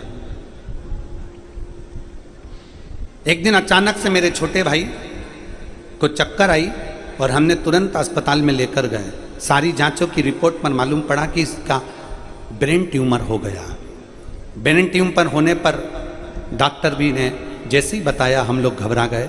डॉक्टर ने कहा इसका ऑपरेशन तो होगा, ऑपरेशन तो होगा, परंतु ब्रेन ट्यूमर का ऑपरेशन कराने वाले की गारंटी हम लोग नहीं ले सकते कि ये होश में आएगा नहीं आएगा, बच पाएगा नहीं बच पाएगा, क्योंकि इसमें ब्रेन पूरा खुल जाता है। हम गारंटी नहीं ले सकते। हमने डॉक्टर साहब से कहा तो फिर इसका कोई निर्णय तो क्या ऑपरेशन तो कराना पड़ेगा, पर इसमें ये उठेगा नहीं उठेगा इसका कुछ वो नहीं है। पहले से जैसा हो जाता है, बॉडी पड़ी रहती है, कई साल निकल जाते हैं पर उठ नहीं पाता। और इसका जो ट्यूमर है वो बड़ा विचित्र है, इसका बचना तो मुश्किल है, पर ऑपरेशन करा लो कहीं थोड़ा बहुत चांस होगा तो बच जाए। अब क्या करें? पैसे का व्यवस्था करी गई, डॉक्टर ने जितना बताया हमने उतना पैसा भी इकट्ठा करा और इकट्ठा कर कर ऑपरेशन की तारीख आ गई। हमने डॉक्टर साहब से ऑपरेशन की तारीख लेकर ऑपरेशन करा दिया। ऑपरेशन कराया पर भाई उठा नहीं, बिस्तर पर पड़ा रहा। बहुत समय हो गया, हॉस्पिटल से घर पर बिस्तर से उठा नहीं। तब एक बार आपकी कथा सुनी, शंकर के शिवलिंग के पास हम कभी नहीं गए जल चढ़ाने के लिए। गुरुदेव सत्य बोले तो हम पहली बार शंकर के पास में जल चढ़ाने गए, अपने भाई के लिए जल चढ़ाते, जल झेल कर लाते, वो जल अपने भाई को लगा देते, उसके मुख में 2 बूंद डाल देते, बेलपत्री उसके पास में रख देते। गुरुदेव बाबा का मैं क्या वर्णन करूं, केवल 4 से 5 दिन हुए थे और मेरे बाबा ने उसके शरीर में हलचल करना प्रारंभ कर दिया और आज मेरा भाई ठीक हो गया। मैं और मेरा भाई इस पंडाल में 7 दिन से सेवा दे रहे हैं। हम यहीं पर हैं गुरुदेव, बाबा को प्रणाम करने के लिए।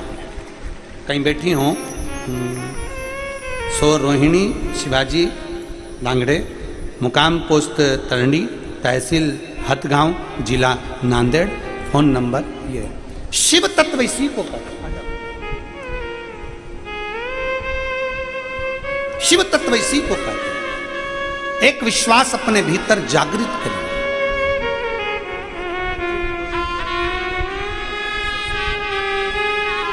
जिस बच्चे ने आईपीएससी की परीक्षाएं बार बार पास करी हैं पीएससी की, और जोरदार ताली बजाएं।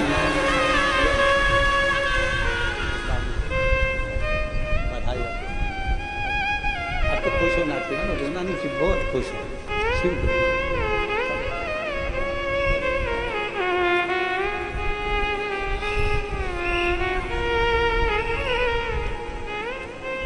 शिव तत्व जिसके भी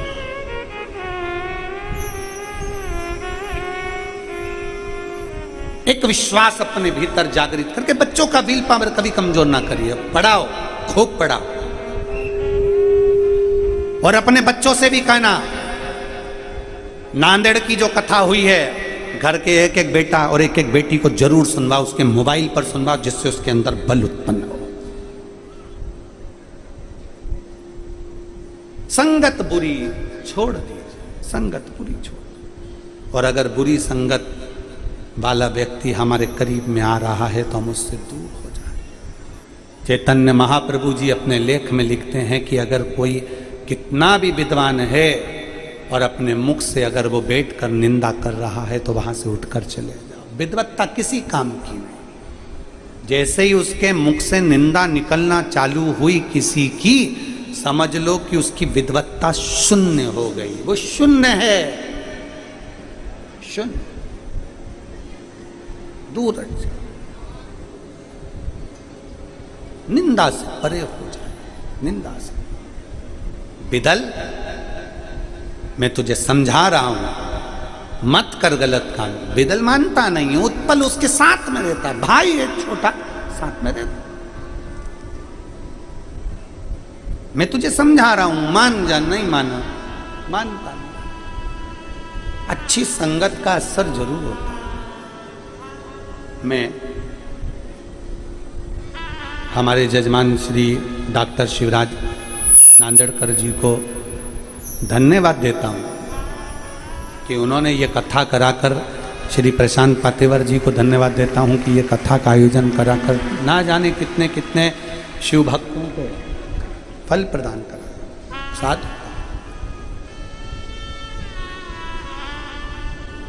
साथ बहुत अच्छा लगा। नांदेड़कर जी, हम आ जाओ माँ।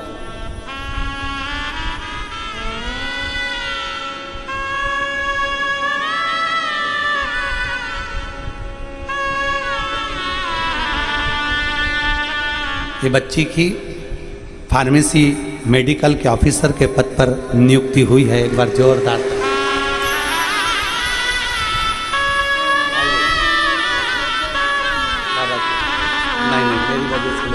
बाबा की वजह से।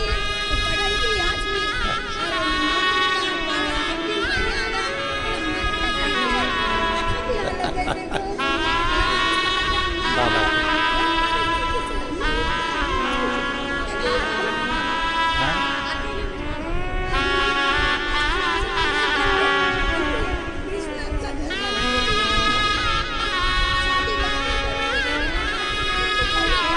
माँ बाप की कोई बेटा नहीं था।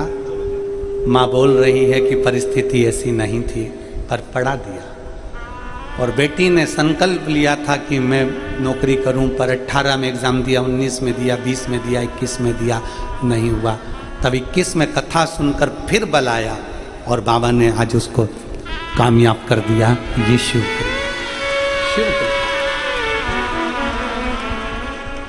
विश्वास। खुद का मकान भी नहीं था, दूसरे के मकान में रहकर पढ़ लिया। विद्वत्ता, हारना नहीं। मैं श्री शिवराज नांदेड़कर जी को धन्यवाद देता हूँ। नांदेड़कर जी आपने और कई जगह पर कथाएं होती हैं, कहीं कुछ कहीं कुछ कहीं कुछ चलता रहता है। पर किसी से कोई धन ना लेकर, कोई धन नहीं, बिठाया भी, व्यवस्थित कथा भी हुई और सबने दिल से सुना भी, सबने दिल से सुना।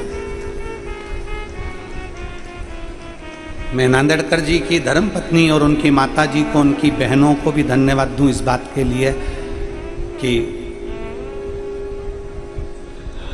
हमारे लिए, बाबा भोलेनाथ जी के लिए, ठाकुर जी के लिए जो भोजन बनता था वो नांदेड़कर जी की धर्मपत्नी, उनकी बहनें और उनके परिवार के जो भी माताएं थी वो बनाती और बड़े प्रेम से शिव जी का गुणगान करते करते भजन चल रहा है और भोजन बन रहा है, भजन चल रहा है और भोजन बन रहा है।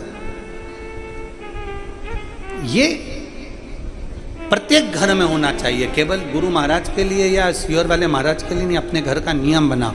भोजन बनाते बनाते श्री शिवाय नमस्तु, श्री शिवाय नमस्तु, श्री शिवाय नमस्तु, श्री शिवाय नमस्तु। कहीं सत्संग का फल मिल जाए। उत्पल विदल को समझा रहे हैं, विदल मानने को तैयार नहीं,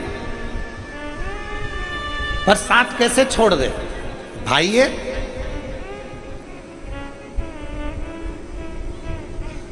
साथ कैसे छोड़ दिया जाए भाई? ये छोड़ा नहीं। संगत, विदल की संगत इतनी विचित्र थी कि उत्पल को भी उसने अपनी संगति का बना लिया। उत्पल भी अब उसी संगति का हो, उसी संगति। यदि मालूम पड़े कि इसकी संगत बेकार है तो तुरंत दूर हो जाओगे तो अच्छा है, नहीं तो संगत एक ना एक दिन आपको उसमें डुबा ही लेती है। पीने वालों की संगत में 2 दिन, 5 दिन, 10 दिन, 15 दिन, 20 दिन, 1 महीना, 2 महीना, 3 महीना, 4 महीना, 6 महीना बच लोगे, पर पीने वाले की संगत में अगर निरंतर ले रहोगे तो पीने वाला एक ना एक दिन कसम डाल के तेरे मुख में पिला ही देगा। बचना है, उससे बचिए। जुए खेलने वाले की संगत से दूर रहिए, साथ बैठोगे तो एक ना एक दिन गलत काम कर ही लो। वेश्यावृत्ति करने वालों से दूर रहिए, एक ना एक दिन गलत काम कर ही। थोड़ी दूरी बना। उत्पल दूरी नहीं बना पाया, उत्पल दूरी नहीं बना पाया। उत्पल वितल उसके साथ रहा और वितल उत्पल के साथ दोनों का संग बन गया। बहुत समझाया वितल को, बहुत समझाया, पर मानता नहीं है। उत्पल उसकी संगति में पड़ गया। एक दिन वो कहते हैं ना, अग्नि के पास जाओगे तो अग्नि की तपन तुमको लगेगी जरूर, उसी तरह गलत व्यक्ति के पास जाओगे तो उसकी लत तुम्हें लगेगी जरूर। इसलिए थोड़ी दूरी बना, थोड़ी दूरी बना। गलत व्यक्ति की लत लग जाए, गलत, थोड़ी दूरी बना, दूरी बना और शिव तत्व को जानने का प्रयास करें।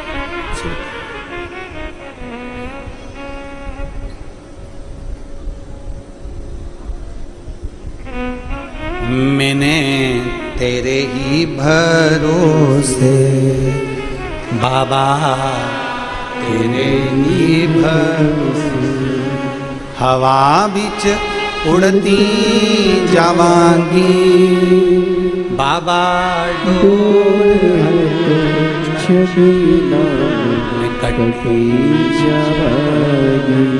भाव, विश्वास, श्रद्धा शिव को प्रिय है, सत्य शिव को प्रिय है।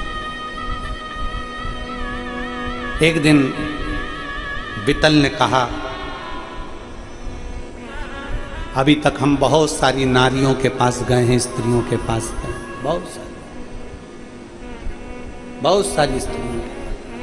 अब मैंने सुना है पार्वती जी बड़ी सुंदर है, चलो उनके पास चलो।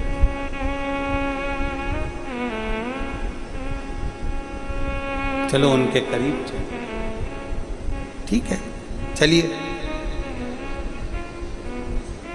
अब देखिए, जिस मां ने संपूर्ण विश्व के भरण पोषण का भार लिया है, काशी कौन कौन गया है जरा हाथ उठाइए, हाथ उठाओ जो काशी गए। सभी लोग गए हैं, रखो रखो रखो रखो, प्रणाम आपको, प्रणाम। उज्जैन जाओगे तो महाकाल मंदिर में पार्वती जी का दर्शन होगा। ओमकारेश्वर जाओगे तो ओमकारनाथ में माता पार्वती जी का दर्शन होगा। सोमनाथ जाओगे तो माता पार्वती जी का दर्शन होगा।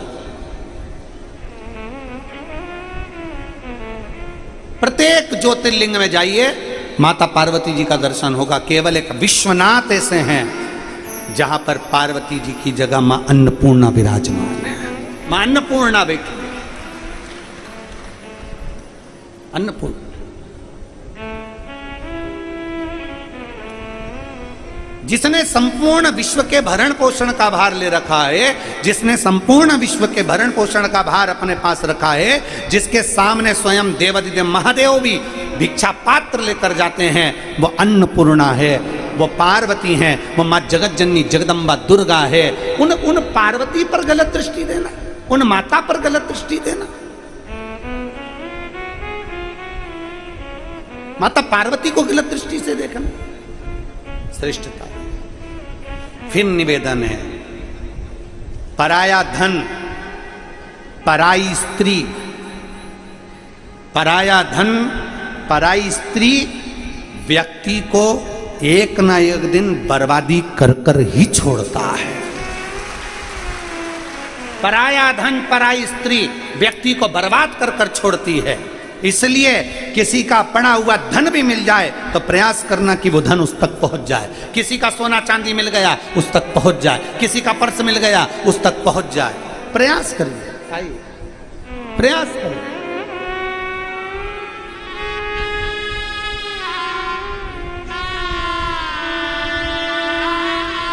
भाई को ब्रेन ट्यूमर हो गया था, वो बाबा की कृपा से और शिव कृपा से ठीक हुए। उसके लिए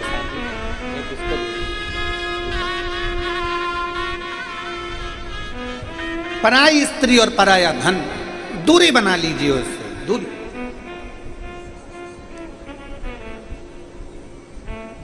पर नारी श्रेष्ठता नहीं देती। थोड़े दिन भले आपको लगता है कि हमसे अच्छे से बात कर रही, या हमसे, जितना समय तुम अपने मोबाइल पे दूसरे को देते हो उतना समय अपनी धर्म पत्नी को देकर तो देखो।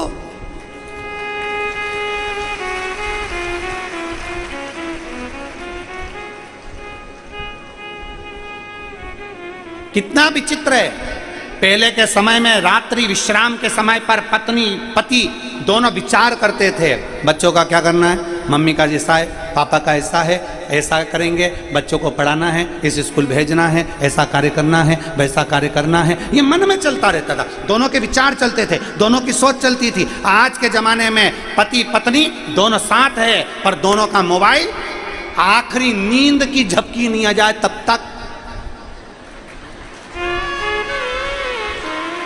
एक उधर एक इधर, अपना मोबाइल इधर से टेढ़ा करके वो उधर से टेढ़ा कर कर दोनों मोबाइल चल रहे हैं, दोनों चल रहे हैं, दोनों मोबाइल चल रहा है। और बच्चे मम्मी मम्मी क्या है, गर्मी लग रही, पंखा चालू कर दे, तू चल ले, कर ले, जा तू कर। और बच्चे बेचारे अब सोच रहे हैं कि बच्चे हमारे स्वामी विवेकानंद बन जाएं, बच्चे हमारे राम बन जाएं, बच्चे हमारे कृष्ण बन जाएं। तो आपसे निवेदन है, बच्चों को राम बनाने से पहले आप आपको कौशल्या बनना पड़ेगा। बच्चों को कृष्ण बनाने से पहले आपको यशोदा बनना पड़ेगा। बच्चों को वीर शिवाजी बनाने से पहले आपको जीजाबाई बनना पड़ेगा। और राष्ट्र को गौरवान्वित करने के लिए आपको अहिल्याबाई बनना पड़ेगा। ये निश्चितता आपके भीतर है।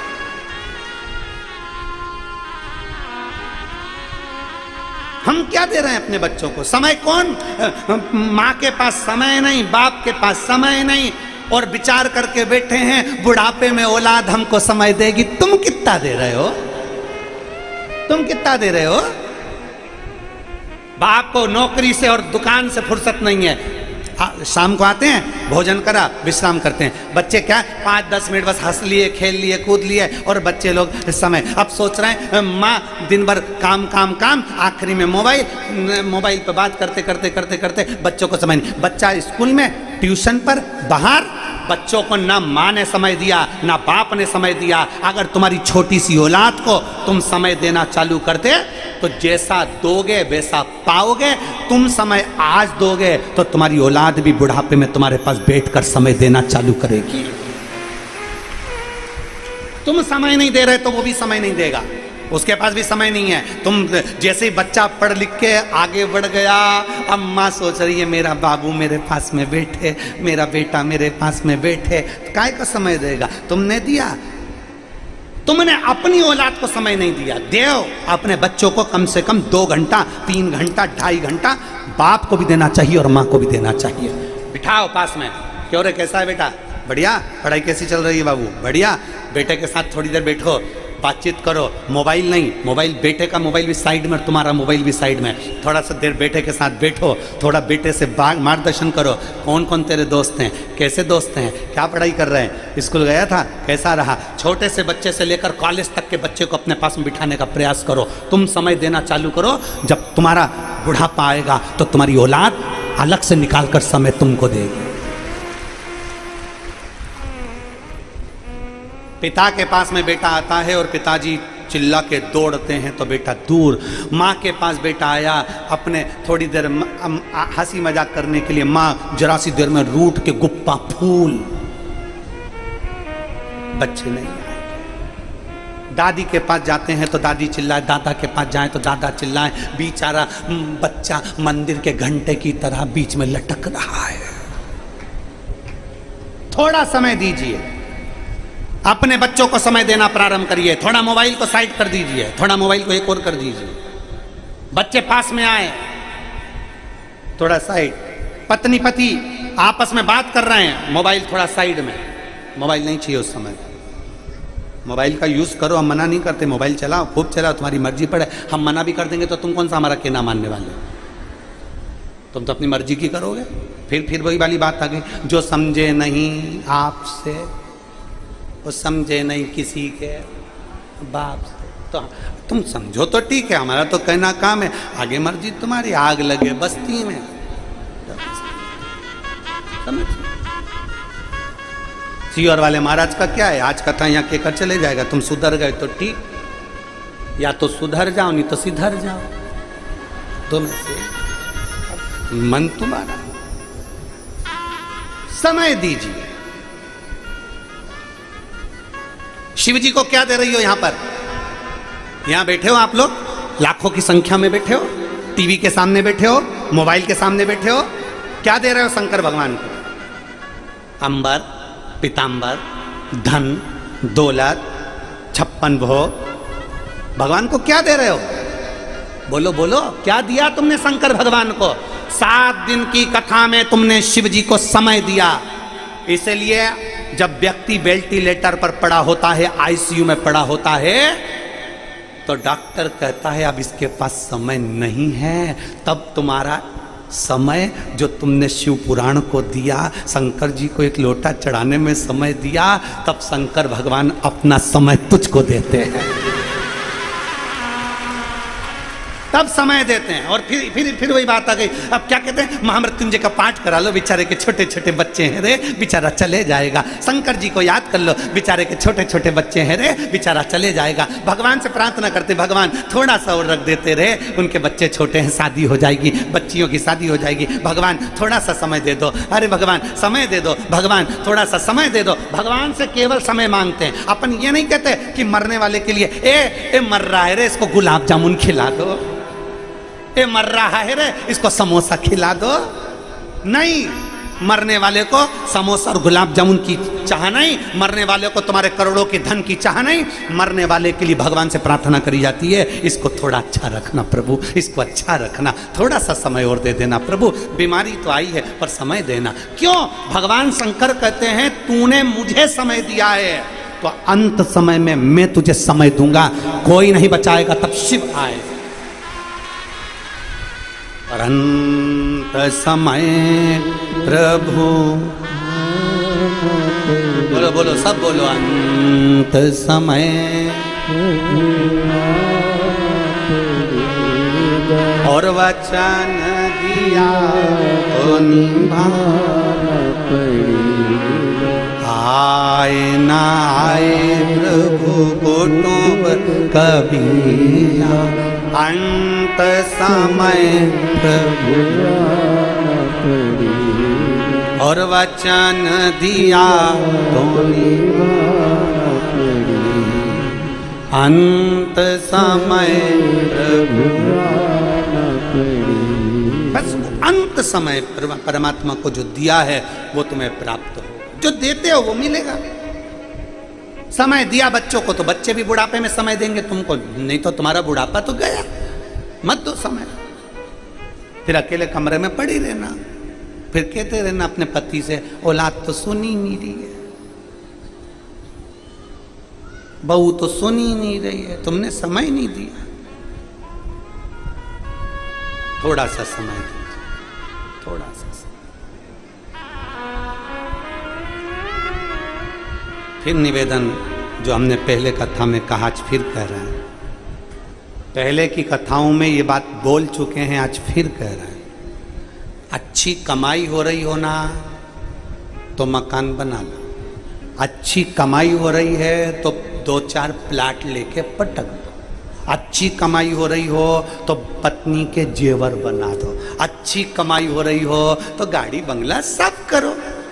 चलती नौकरी में, चलती कमाई में सब कुछ कर लो, आगे का क्या भरोसा। चलती नौकरी में, चलती कमाई में, दुकान अच्छी चल रही है अभी प्लाट ले लो, दुकान अच्छी चल रही है थोड़ा काम कर लो, अपनी सत्ता अच्छी चल रही है अपना काम कर लो, तो तुम ले लो प्लाट, मकान, जमीन, जायदाद सब कर लो चलते में। जब नहीं चलेगी तब पढ़ो। अब जैसे चलती दुकान में प्लाट ले लो, चलती नौकरी में मकान ले लो, जेवर बना लो, उसी तरह जब तक ये श्वास चल रही है तब तक शिव कथा सुन लो। बात का ठिकाना क्या है? क्या ठिकाना बात का? चलते में करो, चलते में। अभी फिर वही बात आ गई, जब तक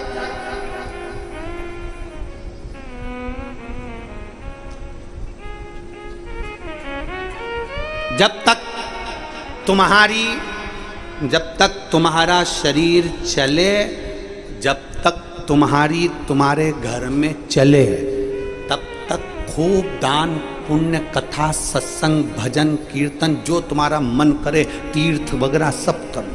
कब तक? जब तक तुम्हारा शरीर चले और जब तक तुम्हारे बोलो बोलो जम के बोलो, घर में चले।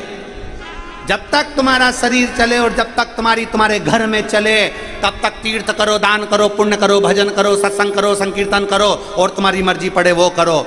जिस दिन तुम्हारा शरीर चलना बंद हो जाएगा और तुम्हारे घर में चलना बंद हो जाएगी, उस दिन ना तुम कथा में जा सकोगे, ना तीर्थ जा सकोगे, ना 5 रुपए दान भी करना है तो 50 बार सोच के कि कोई देख नहीं ले तब दान कर पाओगे, क्योंकि अब तुम्हारी चलेगी नहीं, बहुत दूसरे की चलने लगेगी। जब तक तुम्हारा शरीर चले और जब तक तुम्हारे घर में चले, खूब सत्कर्म करो, भजन करो, तीर्थ करो और बन सके तो बच्चों को अच्छी एजुकेशन कराओ, बन सके करो। फिर आखिरी में शरीर चलेगा ही नहीं तो करोगे क्या?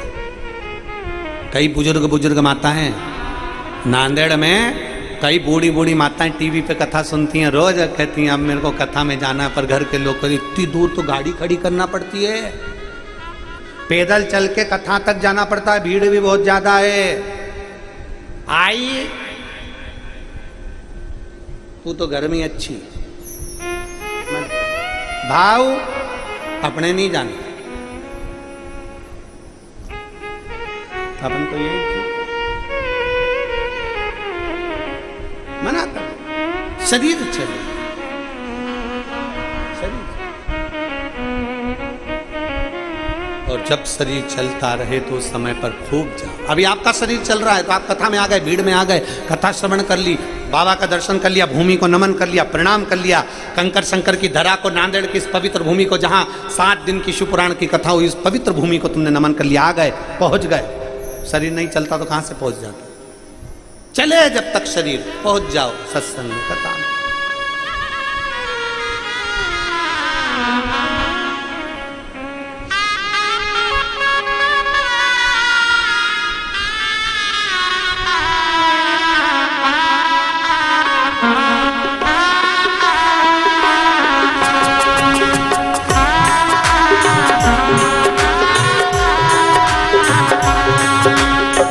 किस्मत का ताला हो, अपनी किस्मत का ताला तुम खोलते चलो। श्री शिवाय नमस्तुभ्यं तुम बोलते चलो, श्री शिवाय नमस्तुभ्यं तुम बोलते चलो।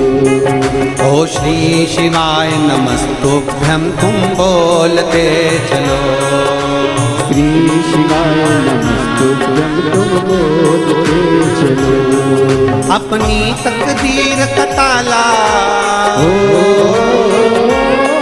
अपनी तकदीर का ताला तुम खोलते चलो, श्री शिवाय नमस्तुभ्यं तुम बोलते चलो, श्री शिवाय नमस्तुभ्यं तुम बोलते चलो। अपनी किस्मत का ताला हो, अपनी किस्मत का ताला हो, अपनी किस्मत का ताला तुम खोलते चलो, श्री शिवाय नमस्तुभ्यं तुम बोलते चलो, श्री शिवाय नमस्तुभ्यं तुम बोलते चलो।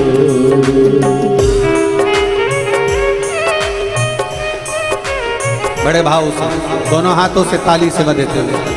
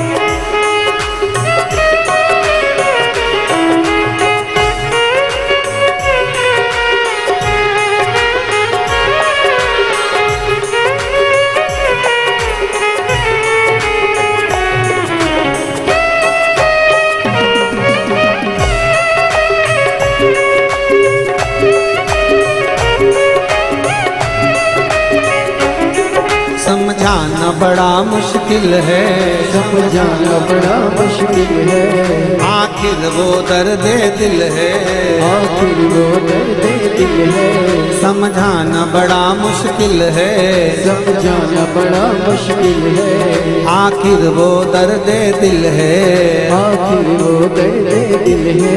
सच्चा दरबार लगा है ये भोले की महफिल है, सच्चा दरबार लगा है ये भोले की महफिल है, सच्चा दरबार लगा है ये भोले की महफिल है, सच्चा दरबार लगा है ये भोले की महफिल है। नैनों को काशी वाले का, नैनों को काशी वाले का, नैनों को डमरू वाले का दीदार चाहिए, वो काशी रहने वाला भोलानाथ चाहिए, वो काशी रहने वाला भोलानाथ चाहिए। अपनी किस्मत का ताला, अपनी किस्मत का ताला,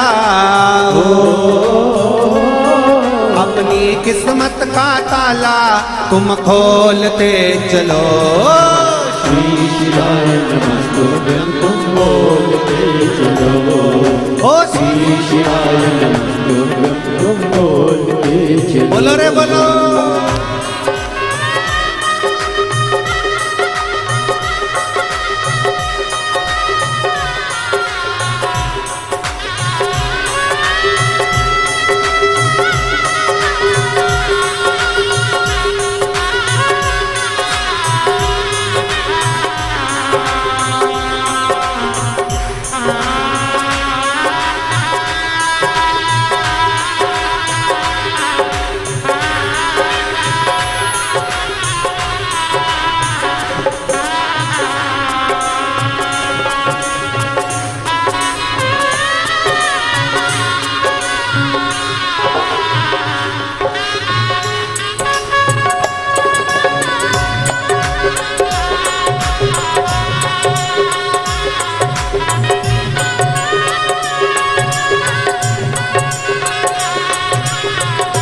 शंभो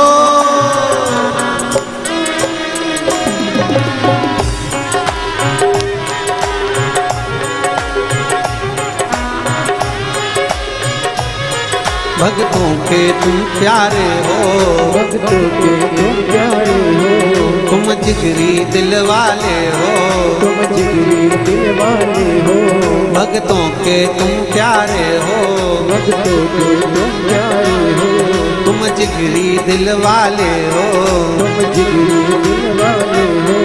कितनों पे डोरे डाले फिर नैन बड़े मत वाले, कितनों पे डोरे डाले तेरे नैन बड़े मत वाले, कितनों पे डोरे डाले तेरे नैन बड़े मत वाले, कितनों पे डोरे डाले तेरे नैन बड़े मत वाले। नैनों को डमरू वाले का, नैनों को काशी वाले का, नैनों को डमरू वाले का दीदार चाहिए, वो काशी रहने वाला भोलानाथ चाहिए, वो काशी रहने वाला भोलानाथ चाहिए। अपनी किस्मत का ताला, अपनी किस्मत का ताला, अपनी किस्मत का ताला तुम खोलते चलो, श्री शिवाय नमस्तुभ्यं तुम बोलते चलो, ओ श्री शिवाय नमस्तुभ्यं तुम बोलते चलो, ओ श्री शिवाय नमस्तुभ्यं तुम बोलते चलो, श्री शिवाय नमस्तुभ्यं तुम बोलते चलो। शंभो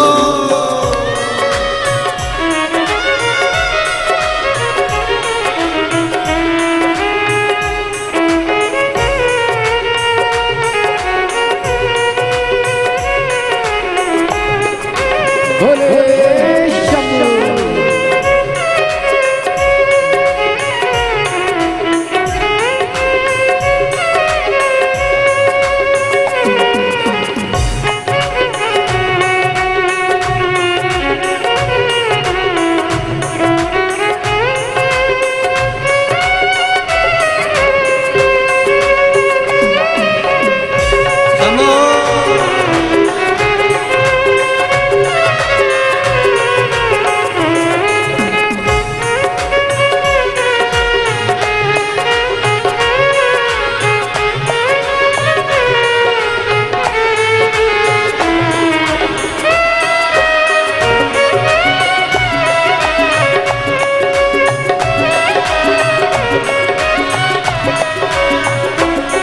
कुछ कमी न अरमानों की, कुछ कमी न अरमानों की, कुछ कमी न अरमानों की, कुछ कमी न अरमानों की, तेरे इन दीवानों की, तेरे दिल दीवानों की, तेरे इन दीवानों की, तेरे दिल दीवानों की।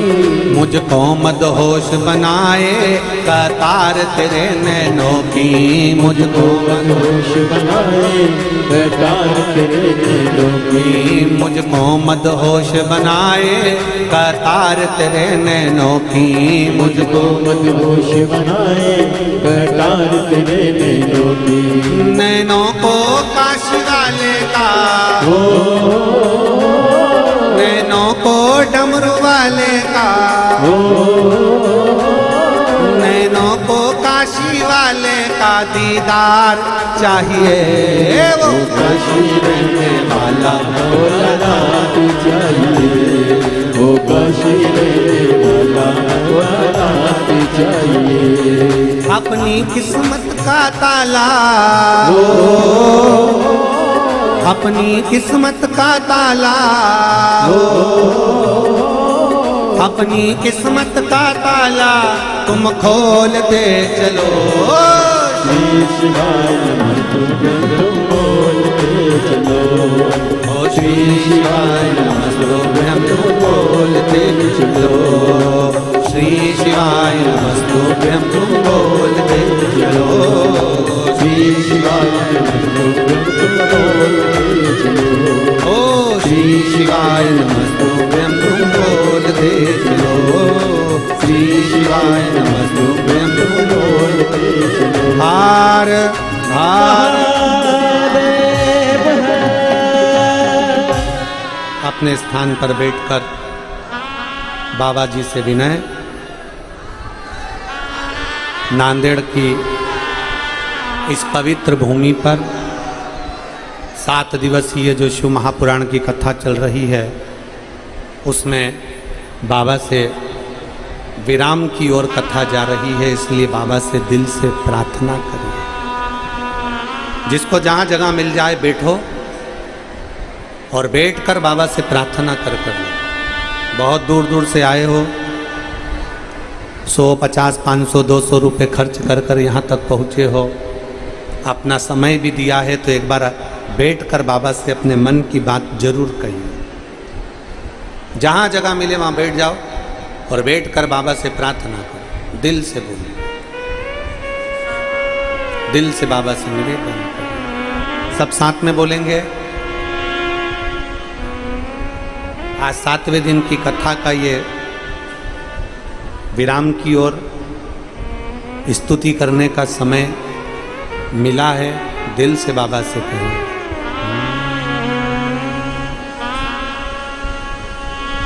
श्री शिवाय नमस्तु, श्री शिवाय नमस्तु, श्री शिवाय नमस्तु, श्री शिवाय नमस्तु, श्री शिवाय नमस्तु। भोला सब दुख काटो मारा, ओ भोला सब दुख काटो मारा। शिव शंकर जप तेरी माला, भोले बाबा जप तेरी माला, भोला सब दुख काटो मारा, ओ भोला सब दुख काटो मारा। वैश्य मंगलकारी, वैश्य मंगलकारी, शमशान वासी हमारा, शमशान वासी हमारा, ओ भोला सब दुख काटो माँ ओ भोला सब दुख काटो माँ। भगवान शिव से अपने मन की बात बड़े भाव के साथ दिल से हृदय से शंकर जी से प्रार्थना करते हुए बाबा से विनय करिए। बाबा से निवेदन करें, बड़े भाव से बाबा से कहिए अपने मन की बात।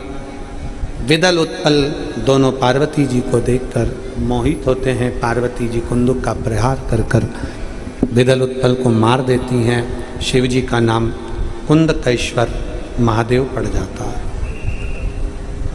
कुंदकेश्वर महादेव, जब शरीर को कोई दवाई ना लगे, औषधि ना लगे, तो उसी दवाई को कुंदकेश्वर महादेव के नाम से खाइए। डॉक्टर की दवा को भी कुंदकेश्वर महादेव का नाम लेकर खाओ, शरीर में दवाई लगती है।